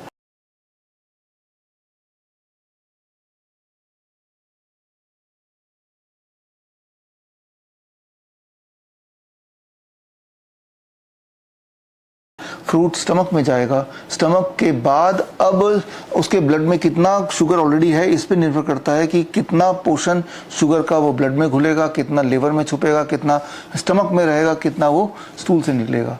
सो फ्रूट्स कभी भी आपके लिए ख़राब नहीं है, डायबिटीज़ पेशेंट के लिए भी वो ख़राब नहीं है, वो it is good, it is a DIP diet. दूसरा है वेजिटेबल्स। वेजिटेबल्स भी जब आप रॉ वेजिटेबल्स रॉ फॉर्म में खाते हैं तो उसके अंदर जो लाइव एंजाइम्स हैं, वो लाइव एंजाइम वो जो पुलिस इंस्पेक्टर इंक्रेटिन नाम का हार्मोन से पहचानता है, उसके इशारों को पहचानता है। इमेजिन कीजिए एक कार है, उसके अंदर ड्राइवर नहीं है, आपने उसके एक्सेलेटर में एक पत्थर रखा, कार को ऑन करके छोड़ दिया। अब वो जब जाएगा सड़क पे तो क्या होगा, सिर्फ एक ही बात होगी, एक्सीडेंट होगी, बिकॉज वो कार ड्राइवरलेस कार जो ट्रैफिक के सिग्नल को या ट्रैफिक इंस्पेक्टर के सिग्नल को नहीं समझ पा रहा, वो सीधा जाते रहेगा। So only outcome is accident. वो एक्सीडेंट कितना भारी होगा, कितने लोग मरेंगे, ये इसमें हम सवाल जवाब कर सकते हैं, इसमें एम्बिग्युइटी रह सकती है, बट एक्सीडेंट होगा इसमें कोई शक नहीं है। अब समझिए जो वेजिटेबल्स आप खाएंगे इन रॉ फॉर्म या फ्रूट्स खाएंगे रॉ फॉर्म, जब रॉ फॉर्म में खाते हैं तो उसमें लाइव एंजाइम्स होते हैं। ये जो लाइव एंजाइम है वो जब पेट तक पहुंचता है तो पेट का जो इंक्रेटिन हार्मोन है, ये hormone is like a police inspector, उसके इशारों को समझता है कि कितना न्यूट्रिशन कहाँ तक किस तरह से पहुँचेगा। इस बात को समझने के लिए गुंटूर ब्लॉबल जिनको नोबेल प्राइज़ मिला था इसी साइंस को लोगों तक पहुंचाने के लिए, और उन्होंने पहुंचाया एक अच्छे एक्सपेरिमेंट एग्जाम्पल के माध्यम से, एक पोस्टमैन के एग्जाम्पल के माध्यम से। आजकल तो पोस्टेज आप करते नहीं है, लेकिन याद कीजिए जब हम चिट्ठी लिखा करते थे हम पोस्ट बॉक्स में डाल देते थे। अब पोस्ट बॉक्स में डालने के बाद वो पोस्ट मास्टर उसको देखता था, फिर उसको उसमें क्या एड्रेस है, वो कौन सी गली में, कौन से घर में, पूरे दुनिया में करोड़ों घर हैं, लेकिन आपने जो चिट्ठी में जो एड्रेस डाला वो उसी आदमी को ही मिलता है, उसी आदमी को ही मिलता है। ठीक उसी तरह से गुंटूर ब्लॉबल अपने नोबेल प्राइज विनिंग साइंस में बोलते हैं कि दाने दाने में लिखा है खाने वाले का नाम। जब आप कुछ भी खाते हैं, खासतौर पे रॉ फॉर्म में खाते हैं, उसी फॉर्म में जिस फॉर्म में कुदरत ने आपको दिया है,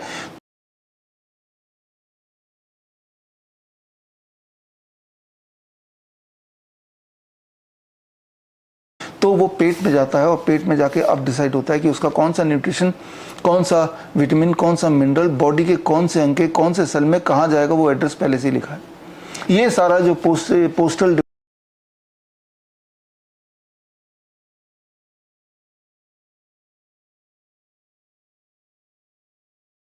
डिपार्टमेंट का जो काम है, वो खेल वो सारा पेट के अंदर होता है, हमारे स्टमक में होता है, हमारे इंटेस्टाइन में होता है। लेकिन यहाँ पे समझना होगा, ये तभी होगा जब इंटेस्टाइन में आपका जो खाना जा रहा है उसके अंदर लाइव एंजाइम है। लाइव एंजाइम तभी हो सकता है जब आप खाने को उसी फॉर्म में खाएं जिस फॉर्म में नेचर ने, कुदरत ने आपको बनाया है। सो ये बड़ा इंटरेस्टिंग साइंस है, इसको आपको समझना होगा। सो ठीक इसी तरह से नट्स हैं, स्प्राउट्स हैं, या ग्रीन लीव्स हैं, पत्ते हैं, ये सारे DIP डाइट की कैटेगरी में आते हैं। बीमार से बीमार आदमी अगर ये सोच ले कि मैं इन्हीं में से कुछ खाऊंगा, अगर तो खाऊंगा, तो वो बीमार नहीं रह सकता। हर दिन वो धीरे धीरे इम्प्रूव होने लगेगा।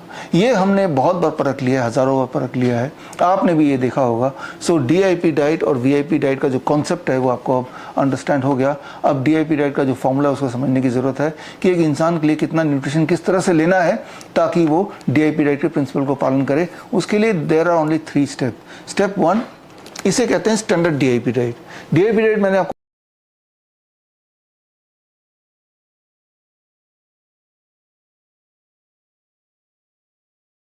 बताया 7 तरह के हैं, उनमें से एक ही तरह का जो ज़्यादा पॉपुलर है लोगों में, पूरे देश दुनिया में, that is the standard DIP diet. Standard DIP diet जो है वो आजकल अगर देखें तो अलग अलग हॉस्पिटल्स में, हमारे हॉस्पिटल में तो खैर हम कर ही रहे हैं, बाकी हॉस्पिटल्स में भी DIP डाइट दिया जाने लगा, खासतौर पे Ayurvedic hospital, homeopathic hospital, naturopathic hospital में। यहाँ तक कि जोमेटो से भी कहीं पे आप DIP डाइट ऑर्डर कर सकते हैं, इतना पॉपुलर हो गया। DIP डाइट के रेस्टोरेंट्स भी अलग अलग जगह पे देश में खुल गए हैं और घर घर में एक दूसरे को बोल के हज़ारों हज़ारों लोग DIP डाइट ऑलरेडी फॉलो कर रहे हैं। खास तौर पे गूगल में सर्च करेंगे तो DIP डाइट के ऊपर हज़ारों लोगों ने वीडियोस बना रखे हैं। खास तौर पे जब वो ठीक हो गए तो वीडियो उन्होंने बना के दिखाया। बहुत सारे लोग ऐसे हैं जिन्होंने टिफ़िन सर्विस भी DIP डाइट का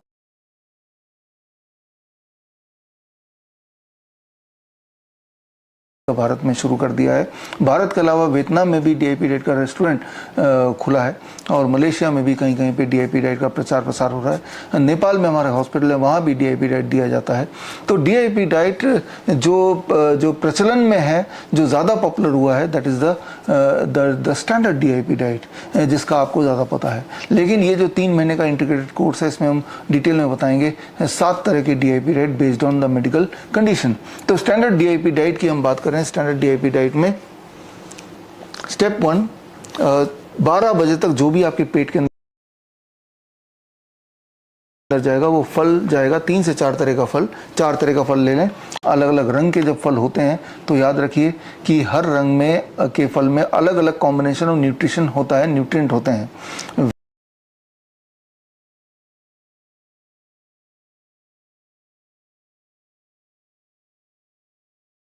विटामिन, मिनरल। तो ये आपका काम नहीं है कि कौन सा विटामिन कितना बॉडी में जाना है। इसीलिए कुदरत ने अलग अलग तरह के फल और सब्जियां अलग अलग कलर में डाल दिए हैं। आपको सिर्फ वैरायटी लेना है। 4 तरह के, कोई भी 4 तरह के फल ले लीजिए जो सीजनल फल हो, जो आपको आराम से मिल जाए, सस्ता मिल जाए। और 12 बजे तक सिर्फ फल ही खाना है। कितना खाना है? By body weight. मान लो मेरा बॉडी वेट 70 kg है, 70 × 10 कर देंगे तो 700 बन जाएगा। अब ग्राम कर दीजिए इसको, 700 ग्राम, यानी कि मुझे लगभग 700 ग्राम फल जरूर खाना है। इससे अधिक खाएंगे तो और अच्छा, लेकिन इतना तो खाना ही है। That becomes your medicine, that becomes your food as well as the medicine. 12 बजे से पहले कुछ और नहीं खाना है। भूखे नहीं रहने बोल रहा हूँ मैं, फल खाने बोल रहा हूँ। एक बार खाइए, 10 बार खाइए, 700 ग्राम खाइए, उससे ज़्यादा खाइए, खाइए फल, राइट। कोई पराठे नहीं, कोई रोटी नहीं, कोई चाय नहीं, कोई बिस्किट नहीं। वो सारी चीज़ें जो VIP कैटेगरी में आते हैं उन्हें अवॉइड करना है। That is the first step. Step 2, lunch और डिनर के लिए जब बैठेंगे आप तो 2 प्लेट लेके बैठिए। प्लेट 2 स्टैंडर्ड मील, जो भी आप वेजिटेरियन डाइट लेते आए हैं, रोटी सब्जी, दाल चावल, इडली डोसा, वो सारा कुछ खाने को मैं मना नहीं कर रहा हूँ, वो सारे अपनी जगह पे हैं। That becomes plate 2। प्लेट 1 ये है DIP डाइट का मोस्ट इंपॉर्टेंट प्लेट। प्लेट 2 को खाने से पहले प्लेट 1 आपको खाना पड़ेगा। प्लेट 1 में आपको 3 से 4 तरह की कच्ची सब्जी लेनी है, जिसमें टमाटर, खीरा, मूली, गाजर, ककड़ी, प्याज, मटर, सलाद पत्ता, लाल पीली हरी शिमला मिर्च, ऐसे कई सारे वेजिटेबल्स हैं जो कच्चा खाया जा सकता है। उनमें से कोई 3-4 तरह के वेजिटेबल ले लीजिए। और बाई वेट, आपका बॉडी वेट इंटू 5, मेरा body weight 70 kg into 5, that becomes 350 gram, 350 gram plate 1। अच्छा, 350 ग्राम नहीं भी खाना तो 300 ग्राम तो खा ही लीजिए।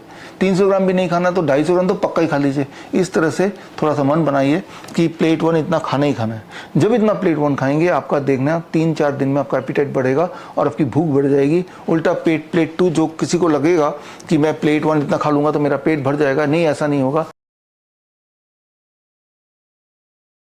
इसका ठीक विपरीत, आपका मेटाबॉलिज्म रेट बढ़ जाएगा, जिससे आपको आपकी भूख बढ़ जाएगी। अगर अभी आप 4 रोटी खाते हैं लंच में, तो तब भी आप 4 रोटी खा पाएंगे, in spite of the fact कि आपने ऑलरेडी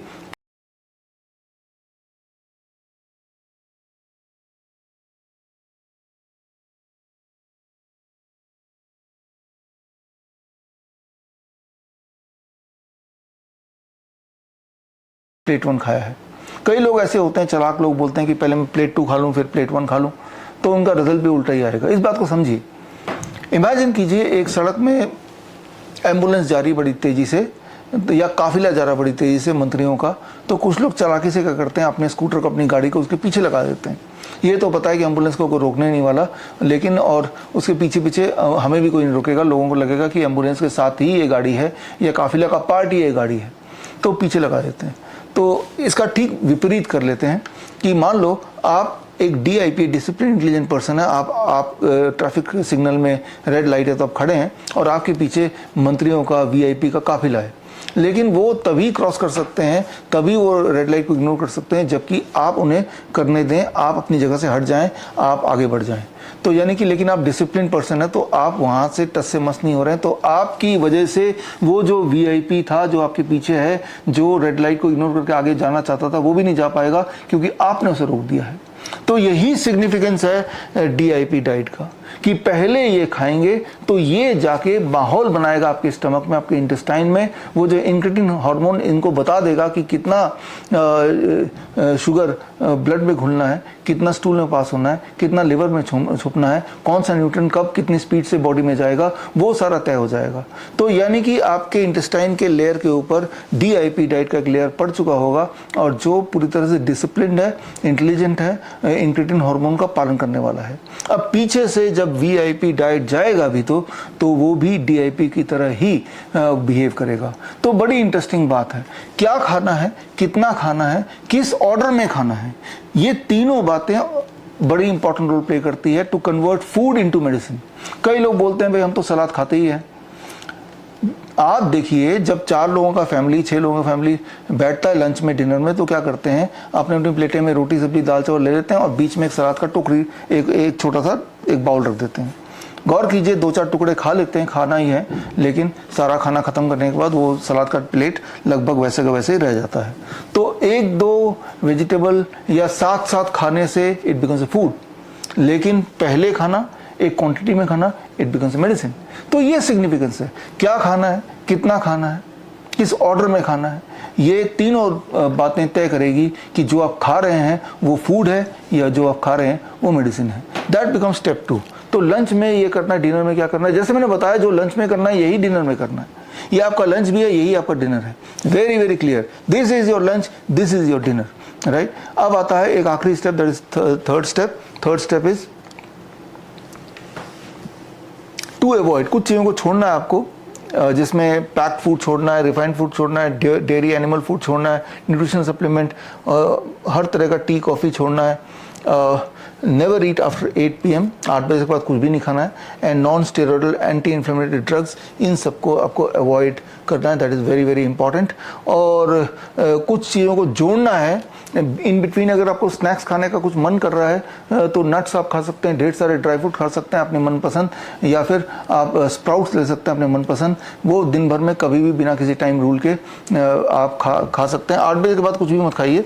और हुंजा टी आप ले सकते हैं, हुंजा टी की रेसिपी मैं आपको दे दूंगा। कोकोनट वाटर आप पी सकते हैं जब चाहे तो। और धूप में बैठना है 45 मिनट, 45 मिनट नहीं बैठ सकते तो 30 मिनट, 30 मिनट नहीं बैठ सकते तो 15 मिनट, लेकिन डेली सनलाइट एक्सपोजर, कि सनलाइट भी आपका बॉडी, आपका स्किन खाता है, ये आपको याद रखना है। तो ये है DIP डाइट। इसमें हमने प्रावधान किया चीटिंग डाइट, यानी कि हफ्ते में एक आध बार आप डेविएट भी हो सकते हैं, फ्लेक्सिबल भी हो सकते हैं। कभी किसी शादी में चले गए, किसी पार्टी में चले गए, किसी बर्थडे पार्टी, किसी पिकनिक में चले गए, कभी आप ट्रैवल कर रहे हैं, जो कि रोज रोज नहीं होगा, हफ्ते 2 हफ्ते में कभी कभी होगा। यू कैन डेविएट, उस दिन आप इग्नोर कर दीजिए सारे रूल, जो मिल रहा है जब मिल रहा है, just to enjoy the life. वो खाना चाहे तो खा लीजिए। याद रखिए, कभी कभार कोई चीज़ कर लेंगे तो उसका खास असर बॉडी पे या आपके लाइफ में नहीं पड़ेगा। मान लो कभी कभार महीने 2 महीने में एक आध बार आप जिम में चले भी जाते हैं तो उसका बॉडी में कोई अच्छा या बुरा असर नहीं पड़ेगा। ठीक उसी तरह से चीटिंग डाइट, हफ्ते में एक बार चीटिंग इज अलाउड, राइट। तो this becomes the concept of standard DIP diet. इसे हम बोलते हैं स्टैंडर्ड DIP डाइट, जो कि अभी ज़्यादा पॉपुलर है।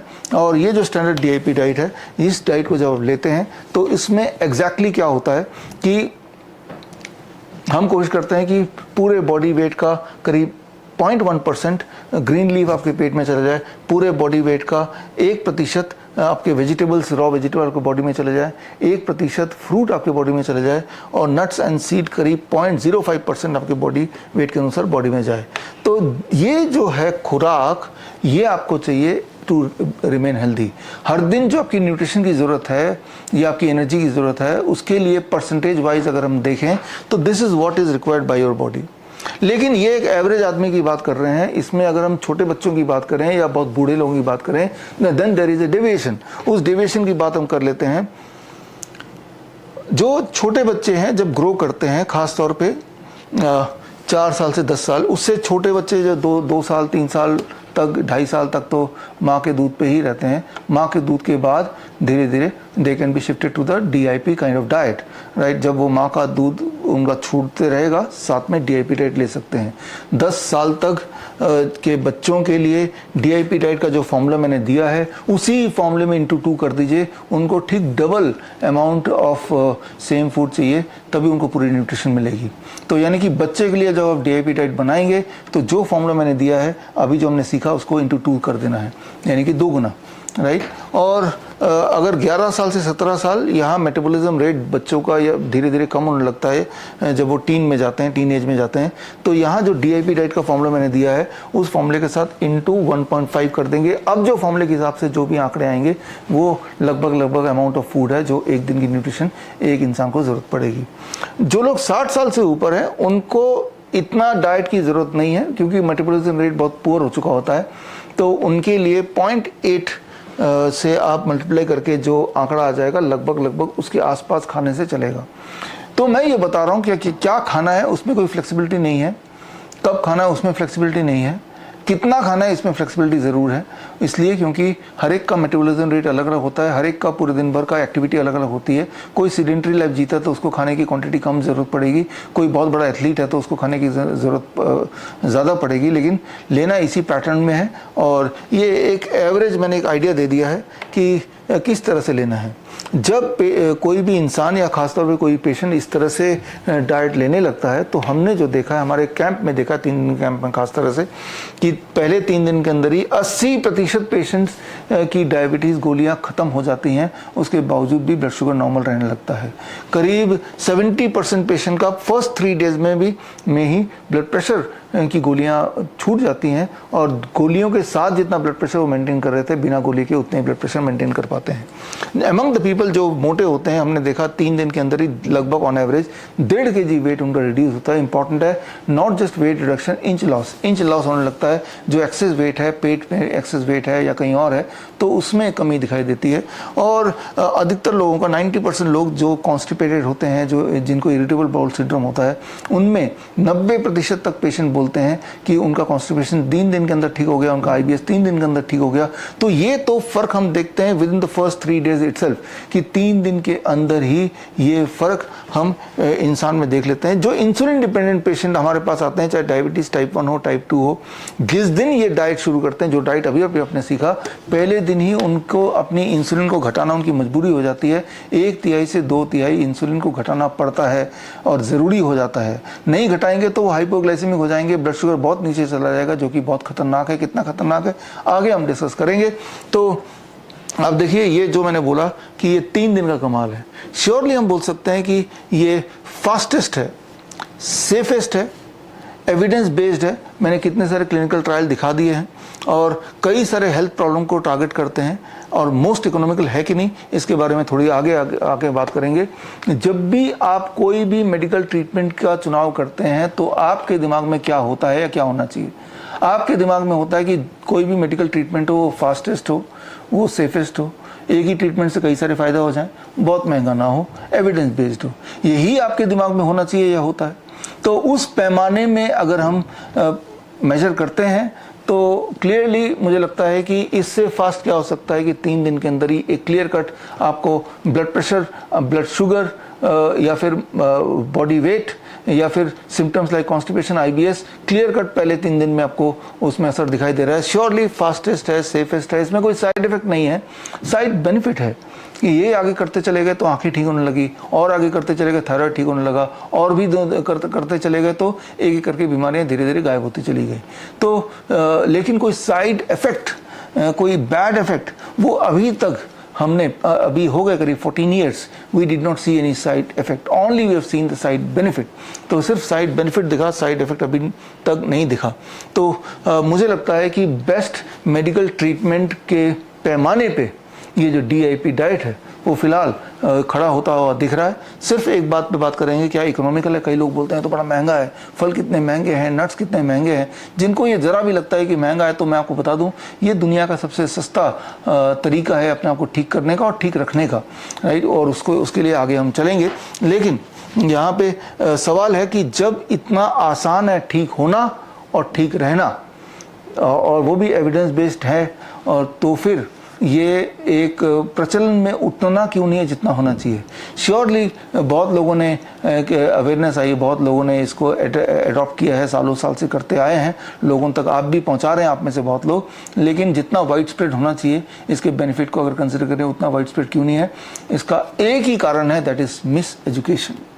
मिस एजुकेशन, किस तरह से आपको एजुकेट किया गया है उस पर निर्भर करता है कि कितना आप इस पर भरोसा करेंगे, और भरोसा करने के बाद कितना आपको ये फ़ायदा देगा। इस मिस एजुकेशन के सवाल पे को समझने के लिए ये क्या है, एक छोटा सा उदाहरण मैं लेता हूँ to make you understand this. एक सवाल मैं आपसे पूछ रहा हूँ, सवाल ये है कि high BP causes heart disease and risk of brain stroke, या फिर रिस्क ऑफ ब्रेन स्ट्रोक और heart disease causes high BP। इन दोनों में से कौन सा आपको ठीक लग रहा है, कौन सा करेक्ट लग रहा है, पहला या दूसरा? ज़्यादातर अगर किसी डॉक्टर के पास जाएंगे यही वाला सवाल लेके, वो बोलेंगे हाई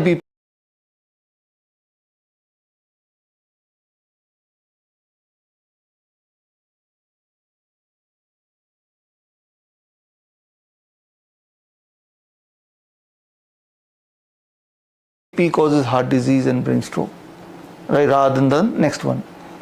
इसको ज़रा समझ लेते हैं। मान लीजिए ये एक पाइप है और आप पानी के टैप के अंदर आप पाइप को डाल रहे हैं और पानी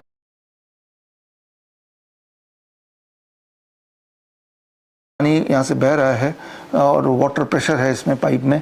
अब अगर पानी यहाँ से निकल रहा है, अगर इस पाइप को आप दबा देते हैं तो नीचे से वाटर प्रेशर बढ़ेगा या घटेगा? जाहिर सी बात है, जितना डायमीटर का घटेगा उतना वाटर प्रेशर बढ़ेगा। Less diameter more water pressure. अब इमेजिन कि ये जो पाइप है ये कोई पानी का पाइप नहीं है, ये आपका ब्लड वेसल है, पूरे बॉडी का ब्लड वेसल है।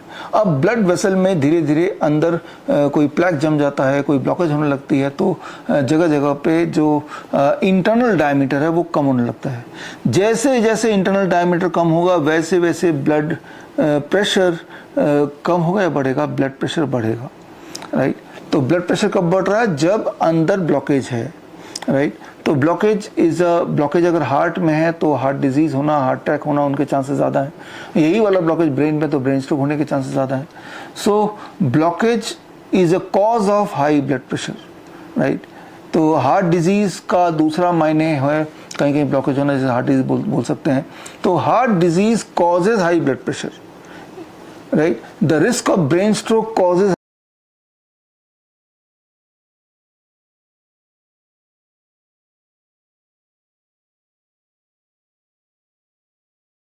High blood pressure, not the other way around. तो जो एजुकेशन आपको दी गई है वही मिस एजुकेशन है। ये पहला गलत हुआ, दूसरा सही हुआ। यानी कि अगर आपके बॉडी में हार्ट डिजीज है, रिस्क ऑफ ब्रेन स्ट्रोक है, तो हाई ब्लड प्रेशर है। हाई ब्लड प्रेशर कोई कारण नहीं है, वो एक सिम्टम है, वो एक इशारा है। हाई ब्लड प्रेशर के कारण हार्ट डिजीज नहीं है, क्योंकि हार्ट डिजीज है तो हाई ब्लड प्रेशर है। अब जब आप दवाई लेके ब्लड प्रेशर को कम करने लगते हैं, ब्लड प्रेशर आप कितना भी कम कर लें, क्या हार्ट डिजीज चला जाएगा? जब आप दवाई लेके ब्लड प्रेशर कम करते हैं तो आपका मैकेनिज्म क्या है वो थोड़ी देर बाद मैं समझाऊंगा। फिलहाल मैं आपको एक उदाहरण दे देता हूँ समझाने के लिए। मान लीजिए यहाँ पे एक बर्फी रख दूँ, कुछ देर बाद हम आते हैं तो क्या देखेंगे? खूब सारी चींटियाँ हैं यहाँ पे। अब मैं आपको एक बंदूक दे दूं कि और गोलियां दे दूं कि सारी चींटियों को मार डालिए गोलियों से, कितनी गोलियों की जरूरत पड़ेगी? जब आप देखेंगे कि सब चींटियां मर गई, आप मानेंगे कि वो गोलियां खत्म हो जाएंगी, चींटियां आती रहेंगी, लेकिन करना क्या होगा? कॉज क्या है? कॉज है वो बर्फी। उस बर्फी को उठा के फेंक दीजिए, कुछ देर बाद आएंगे, क्या चींटियां दिखेंगी? चींटियां भी गायब हो जाएंगी। तो यहाँ पे कॉज क्या है? ब्लॉकेज। अगर ब्लॉकेज उठा के खत्म कर दें तो क्या हाई ब्लड प्रेशर रह जाएगा? जाहिर सी बात नहीं। क्या दुनिया में ऐसी कोई दवा है जो आपकी ब्लॉकेज को खत्म करे? Interestingly no. लेकिन हाँ, एक दवाई है जिसका नाम है the DIP diet. DIP diet की तरह जब डाइट लेंगे तो धीरे धीरे हमने देखा है और मेडिकली प्रूवन है कि जब इंसान रॉ पे रहता है, इसको अगर आप पढ़ेंगे तो उसके ब्लॉकेज धीरे धीरे खुलने लगते हैं, 1 महीने से 3 महीने में खुलते हैं। ऐसा एविडेंस बहुत क्लियरली देखा गया है। तो मैं आपको ये बताना चाह रहा हूँ कि मिस एजुकेशन के चलते हम गलत डायरेक्शन लेते हैं और उसी को हेल्थ मानते हैं और हम एक ट्रैप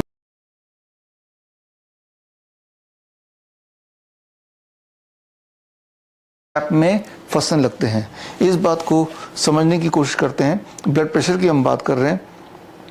अब कितने ब्लड प्रेशर को नॉर्मल ब्लड प्रेशर बोलेंगे, ये सवाल अगर आप पूछते हैं तो ये सवाल अगर 1993 में पूछते हैं जॉइंट नेशनल कमीशन 4 से, तो बोलेंगे 160/100 से ऊपर किसी का ब्लड प्रेशर होगा तो उसे हाई ब्लड प्रेशर बोलेंगे। यही सवाल अगर उसके बाद पूछा होता तो 140/90। यही सवाल आज के डॉक्टर को पूछेंगे तो बोलेंगे 120/80। यही सवाल कुछ महीने बाद पूछेंगे तो अगले साल तो कोई बोलेगा 115/75। आप गौर कर रहे हैं, एक ट्रेंड चला आ रहा है, धीरे धीरे ब्लड प्रेशर के आंकड़े को चुपके से धीरे धीरे कम होता जा रहा है। यानी कि एक दिन आंकड़ा आने वाला है 115/75 से नीचे जिसका ब्लड, ऊपर जब ब्लड प्रेशर तो हाई ब्लड प्रेशर है। यानी कि उस दिन वही इंसान हेल्दी रह जाएगा जो अपना ब्लड प्रेशर चेक नहीं कराएगा। तो आपको समझना होगा कि इतिहास को समझेंगे तो आप अपने भविष्य में अपने हेल्थ का ख्याल रख पाएंगे। और इतिहास को समझने के लिए थोड़ा सा और गहराई में चलते हैं। जोरावास की पॉपुलेशन की हमने बात की। जोरावास के पॉपुलेशन में अक्सर ब्लड प्रेशर उनका 100/60 के बीच में ही रहता था, जो कि दुनिया का एक इंडिजिनस पॉपुलेशन है, जो हेल्दी पॉपुलेशन है, जो अनटच पॉपुलेशन है।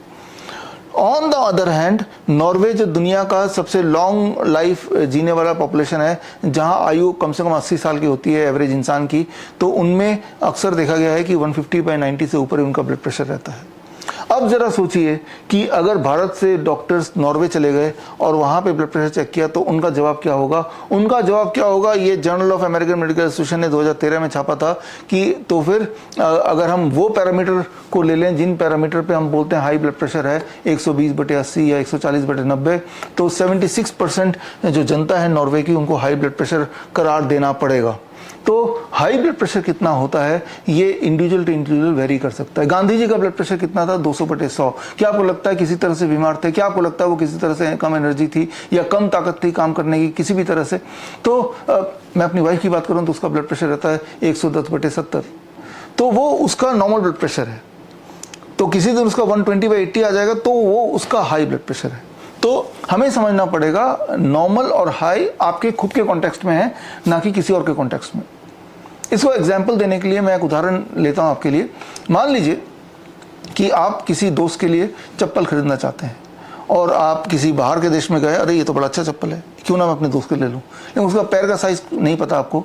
तो आपने क्या किया, वहीं 10 लोग खड़े कर दिए, 10 के 10 का पैर का साइज़ ले लिया, किसी का 7, किसी का 9, किसी का 10, और 10 के 10 के पैर का साइज़ को प्लस करके डिवाइडेड बाई 10, यानी कि उनका एवरेज निकाला। एवरेज आया 8। आपने मनी मन मान लिया कि मेरे दोस्त का पैर का साइज़ 8 होगा, और ये सोच से 8 साइज़ का चप्पल ले आए और लेके उसको दिया। उसने पहन के बोला, यार ये चप्पल तो छोटा आ रहा है, मेरे पैर तो बड़े हैं। तो बोला, अरे यार आपका पैर का साइज अब नॉर्मल, ऐसा करो कि पैर की सर्जरी कराओ ताकि चप्पल फिट आ जाए।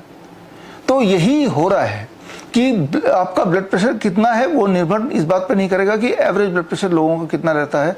वो ब्लड प्रेशर ये रहेगा कि आपका एवरेज ब्लड प्रेशर आपकी ज़िंदगी में कितना रहता है, उससे कितना डिबेट हो रहा है। That plays an important role. पहली बात। दूसरी बात आपको समझना पड़ेगा, जैसे जैसे हमारी उम्र बढ़ती है, हमारा जो एवरेज ब्लड प्रेशर है वो भी धीरे धीरे शिफ्ट होता है towards the right side, towards the higher side. तो ब्लड प्रेशर का जो एक फिनोमिना है उसे समझना बड़ा ज़रूरी है। उसे समझे बिना आप दवाइयाँ लेंगे तो अपना नुकसान करेंगे। इस बात को समझने के लिए उदाहरण लेते हैं। आपको ये पता है कि जैसे ही डॉक्टर बोलता है कि मैं आपका ब्लड प्रेशर चेक करूंगा, तो क्या होता है, एकदम से आपका हार्ट बीट तेज होता है, एकदम से आपका ब्लड प्रेशर बढ़ने लगता है। इसे बोलते हैं हाई, इसे बोलते हैं व्हाइट कोट सिंड्रोम। फिर डॉक्टर बोलता है देखो आपका ब्लड प्रेशर हाई है। अरे तब आपका जवाब होना चाहिए आप ही की वजह से तो हाई है। और जैसे ही उस क्लिनिक से बाहर निकलते हैं, हॉस्पिटल से बाहर निकलते हैं, दोबारा ब्लड प्रेशर नॉर्मल होने लगता है। इसे कहते हैं व्हाइट कोट सिंड्रोम। पूरे दुनिया में 80% लोग they react by white coat syndrome. Imagine कीजिए, जरा सोचिए कि मान लो यहाँ कोई सांप मुझे अभी दिख जाए, तो जैसे ही मैं सांप देखूंगा मुझे डर लगेगा, डर लगते ही मेरा हार्ट बीट तेज होगा, पल्स रेट तेज होगा, और उस वक्त मेरा ब्लड फ्लो भी बड़ा तेज हो जाएगा। उस वक्त मेरा ब्लड प्रेशर कोई चेक करेगा तो 200/100। तो इसे बोलते हैं फाइट और फ्लाइट सिंड्रोम। एक जीवरा जब जंगल में रहता है और उसे थोड़ा सा कहीं से हिंट मिलता है कि आसपास कोई शेर है, उसके कान और खड़े होने जाते हैं, उसकी आंखें और ज़्यादा देखने लगती है, उसकी बॉडी और ज़्यादा अलर्ट हो जाती है। तो उसके बॉडी में एक सिंड्रोम होता है फाइट और फ्लाइट सिंड्रोम, यानी कि उसकी बॉडी से प्रिपेयर कर रही है फाइट लड़ो या फ्लाइट भागो। तो उस वक्त एक हायर ब्लड प्रेशर की जरूरत पड़ती है, उसी की मदद से वो लड़ सकता है, अपना बचाव कर सकता है। तो ये एक इमरजेंसी सिचुएशन है जो गॉड ने हमें दी है कि उस परिस्थिति को देखते हुए आपकी बॉडी डिसाइड करता है क्या ब्लड प्रेशर चाहिए अपने बचाव में, अपनी रक्षा में। तो जब डॉक्टर ने बोला आपका ब्लड प्रेशर चेक करूंगा, तो आपका दिमाग ने बोला खतरा, आपके दिमाग ने ब्लड प्रेशर बढ़ा दिया। तो वो सही बोला, दिमाग ने खतरे का एहसास कर दिया कि ये डॉक्टर भी एक खतरा है, वो सांप एक खतरा है, वो टाइगर एक खतरा है। तो जब भी आप परसीव करेंगे कि मेरी ज़िंदगी में खतरा है, और कई बार वो खतरा कंसिस्टेंटली आप कई साल तक, दिनों तक, महीनों तक फील करते रहते हैं, तो ब्लड प्रेशर ऑन एवरेज बढ़ा रहता है कि बॉडी को लगता है पता नहीं कब आपको इसकी ज़रूरत पड़ जाए। तो मैं ये बोलना चाह रहा हूँ कि आपका जितना ही ब्लड प्रेशर होता है उसमें एक फैक्टर आपके दिमाग का भी होता है, आपकी सराउंडिंग का भी होता है। इस बात को हमें समझना पड़ेगा। देखिए, समझने के लिए आपका जब भी जितना ब्लड प्रेशर रहता है, उस ब्लड प्रेशर को उतना रखने में, उतना डिसाइड करने में आपका हार्ट का, आपकी किडनी का, आपका ब्रेन का और आपके लंग का, इन सारे ऑर्गन के ताने बाने से डिसाइड होता है। जिस तरह से एक ऑर्केस्ट्रा होती है जिसमें गिटार वाला भी होता है, तबला वाला भी होता है, बांसुरी वाला भी होता है, जो म्यूजिक बजती है जिसे आप बोलते हैं म्यूजिक, वो म्यूजिक इन सब के ताने बाने से तब वो एक हार्मनी होती है, एक म्यूजिक आपको सुनाई देता है। उनमें से एक को भी आपने छेड़ा तो जो आपको सुनाई देगा वो म्यूजिक निकल आएगा, वो नॉइस कहलाएगा। ठीक उसी तरह से जब आप ब्लड प्रेशर की दवाई लेते हैं, आप हार्ट को छेड़ते हैं, बोलते हैं भाई कम काम करो, ब्लड प्रेशर को कम करो। एक को छेड़ेंगे तो वो पूरा ऑर्केस्ट्रा बिगड़ जाएगा। तो यहीं से शुरुआत होती है कि किस तरह से जाने अनजाने हम अपने आप को बीमार करते हैं, by interfering with the intelligence of the body. तो पढ़ाई जो है मेडिकल कॉलेज में इसी तरह से होती है ताकि इंसान को बीमार कैसे बनाए रखा जा सके। एक उदाहरण दे रहा हूँ। मेरा एक दोस्त है वियतनाम में, और वो प्रोफेसर है मेडिकल कॉलेज में, डॉक्टर फी उनका नाम है। और वो जब कॉलेज में पढ़ाते हैं तो एक छोटा सा एग्जांपल इमेजिन कीजिए, कॉलेज में पहला दिन है बच्चों का मेडिकल कॉलेज में। अब डॉक्टर फी आते हैं और डॉक्टर फी बोलते हैं कि आज आपका पहला दिन है और आपको मैं सबसे जो प्रचलित दवाई है हाई ब्लड प्रेशर की, उसके बारे में बात करेंगे। हाई ब्लड प्रेशर की अगर दवाई हो, अगर किसी को हो तो आपको उनको देना है डायरेटिक्स दे सकते हैं, ये बड़ा सेफ दवाई है।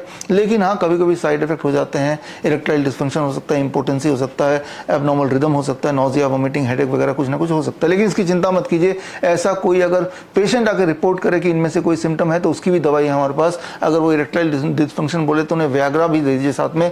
लेकिन हाँ, व्याग्रा कोई लेने लगेगा तो उसके भी कुछ साइड इफेक्ट्स हैं, हेडेक हो सकता है, डिजीनेस हो सकता है, रनिंग नोज हो सकता है, इंडाइजेशन हो सकता है। लेकिन चिंता मत कीजिए, इसकी भी हमारे पास दवाई है। अगर किसी को हेडेक होने लगे तो बोल दीजिए कि मेरे पास पैरासीटामोल है, पैरासीटामोल दे दीजिए। लेकिन हाँ, पैरासीटामोल के भी कुछ इमीडिएट साइड इफेक्ट हो सकते हैं। वो बोलेगा कि मुझे कॉन्स्टिपेशन हो गया है या एलर्जिक रिएक्शन हो गया। लेकिन आप चिंता मत कीजिए, उसके लिए भी हमारे पास दवाई है। और इंडाइजेशन किसी को हो गया तो ज़ेंटेक दे दीजिए। लेकिन ज़ेंटेक वो खाने के बाद कुछ दिन बाद आके बोल सकता है कि मुझे तो इंसोम्निया हो गया, नौजिया हो गया, डायरिया हो गया। लेकिन आप फिक्र मत कीजिए, उसके लिए भी हमारे पास दवाई है। इस तरह से आप देखिए, ऐसे करते करते एक दवाई से किस तरह से कुछ महीनों के अंदर वो दवाइयों का एक जंजाल बन जाता है। Drug dependent. तो जो मेडिकल कॉलेज में पढ़ाई होती है वो कुछ इस तरह से पढ़ाई होती है। वो हेल्थ की पढ़ाई नहीं होती, वो सिकनेस की पढ़ाई होती है। इसीलिए इस साल 22 अप्रैल को हमने शुरू किया हिम्स मेडिकल एकेडमी, जिसका कैंपस है पूना में। अच्छे डॉक्टरों को के प्रोडक्शन के लिए, अच्छे डॉक्टर पैदा करने के लिए। तो ये 4.5 साल का डिग्री प्रोग्राम है, bachelor in naturopathy and yogic sciences. ये 4.5 साल का डिग्री है। ये डॉक्टर बनने के 4.5 साल का कोर्स है। लेकिन इसमें हम ये जो आप 3 महीने का ट्रेनिंग ले रहे हैं, इसी का बड़ा रूप आप मान सकते हैं। इसमें आयुर्वेदिक पंचकर्मा भी होगा, मॉडर्न मेडिसिन कैसे काम करता है ये भी होगा, नेचुरोपैथी भी होगा। तो जितने सारे साइंसेस होते हैं जिससे पेशेंट सेंट्रिक इलाज कैसे हो, ये पूरा साइंस पढ़ाया जाएगा। ये यूजीसी अप्रूव्ड कोर्सेज हैं। ये this is being approved by Ayush ministry as well. University, Sunrise University से आपको सर्टिफिकेट मिलेगा। और ये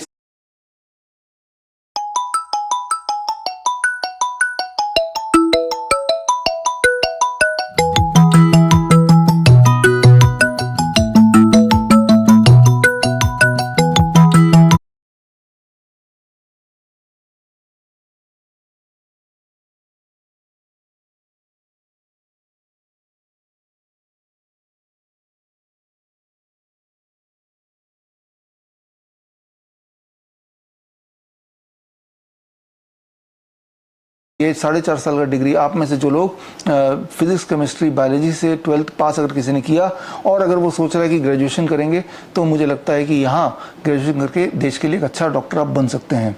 तो अभी जो डॉक्टर से आप सलाह लेते हैं वो पेशेंट सेंट्रिक ना हो के वो प्रॉफिट सेंट्रिक है। किस तरह से इंसान को ड्रग डिपेंडेंट बना दें, उसका एक छोटा सा मैंने आपको उदाहरण दिया ब्लड प्रेशर के एग्जाम्पल के माध्यम से। लेकिन सिर्फ एक ब्लड प्रेशर की दवाई नहीं, जितने सारे मोस्ट पॉपुलर ड्रग्स हैं उन सब का खेल यही है। इस खेल को समझने के लिए आप ज़रा इस उदाहरण को समझिए। मान लीजिए मेरे पास ये अंडा है। ज़रा सोचिए, अंडे को अगर मैं 99 डिग्री फ़ारेनहाइट में रख दूं और एक पर्टिकुलर ह्यूमिड कंडीशन में रखूं और थोड़ा थोड़ा इसको मूव करता रहूं, कुछ दिन के अंदर इसके अंदर से एक चिड़िया निकल के आ सकती है। ज़रा सोचिए, एक अंडे से एक ज़िंदगी निकल के आ रही है एक पर्टिकुलर सराउंडिंग में रखने के लिए। तो इसके अंदर ऐसा क्या है जिससे ज़िंदगी बनी? अगर आप इसे किसी लैब में देंगे तो पूछेंगे कि इसमें सबसे ज़्यादा क्या है जिससे एक ज़िंदगी बन जाती है, तो जवाब आएगा सबसे ज़्यादा अबाउट 60% से अधिक इसके अंदर एक ही चीज़ है, that is cholesterol. So cholesterol is life, right. Life जब बनती है, चाहे वो एक अंडे से बनता है, एक इंसान का लाइफ बनता है, उसमें सबसे महत्वपूर्ण, सबसे ज़्यादा क्वांटिटी में कोई चीज़ अगर है, दैट इज़ द कोलेस्ट्रॉल। लेकिन जब मैंने ये वर्ड बोला कोलेस्ट्रॉल, तो कोलेस्ट्रॉल वर्ड अगर किसी को बोलेंगे तो उसके दिमाग में पिक्चर आएगा बॉडी का दुश्मन, एक ऐसी चीज़ जिसके होने से हमारे हार्ट डिजीज हो सकती है, हार्ट अटैक हो सकता है, ब्रेन स्ट्रोक हो सकता है। इस तरह का एक मिस एजुकेशन है ये।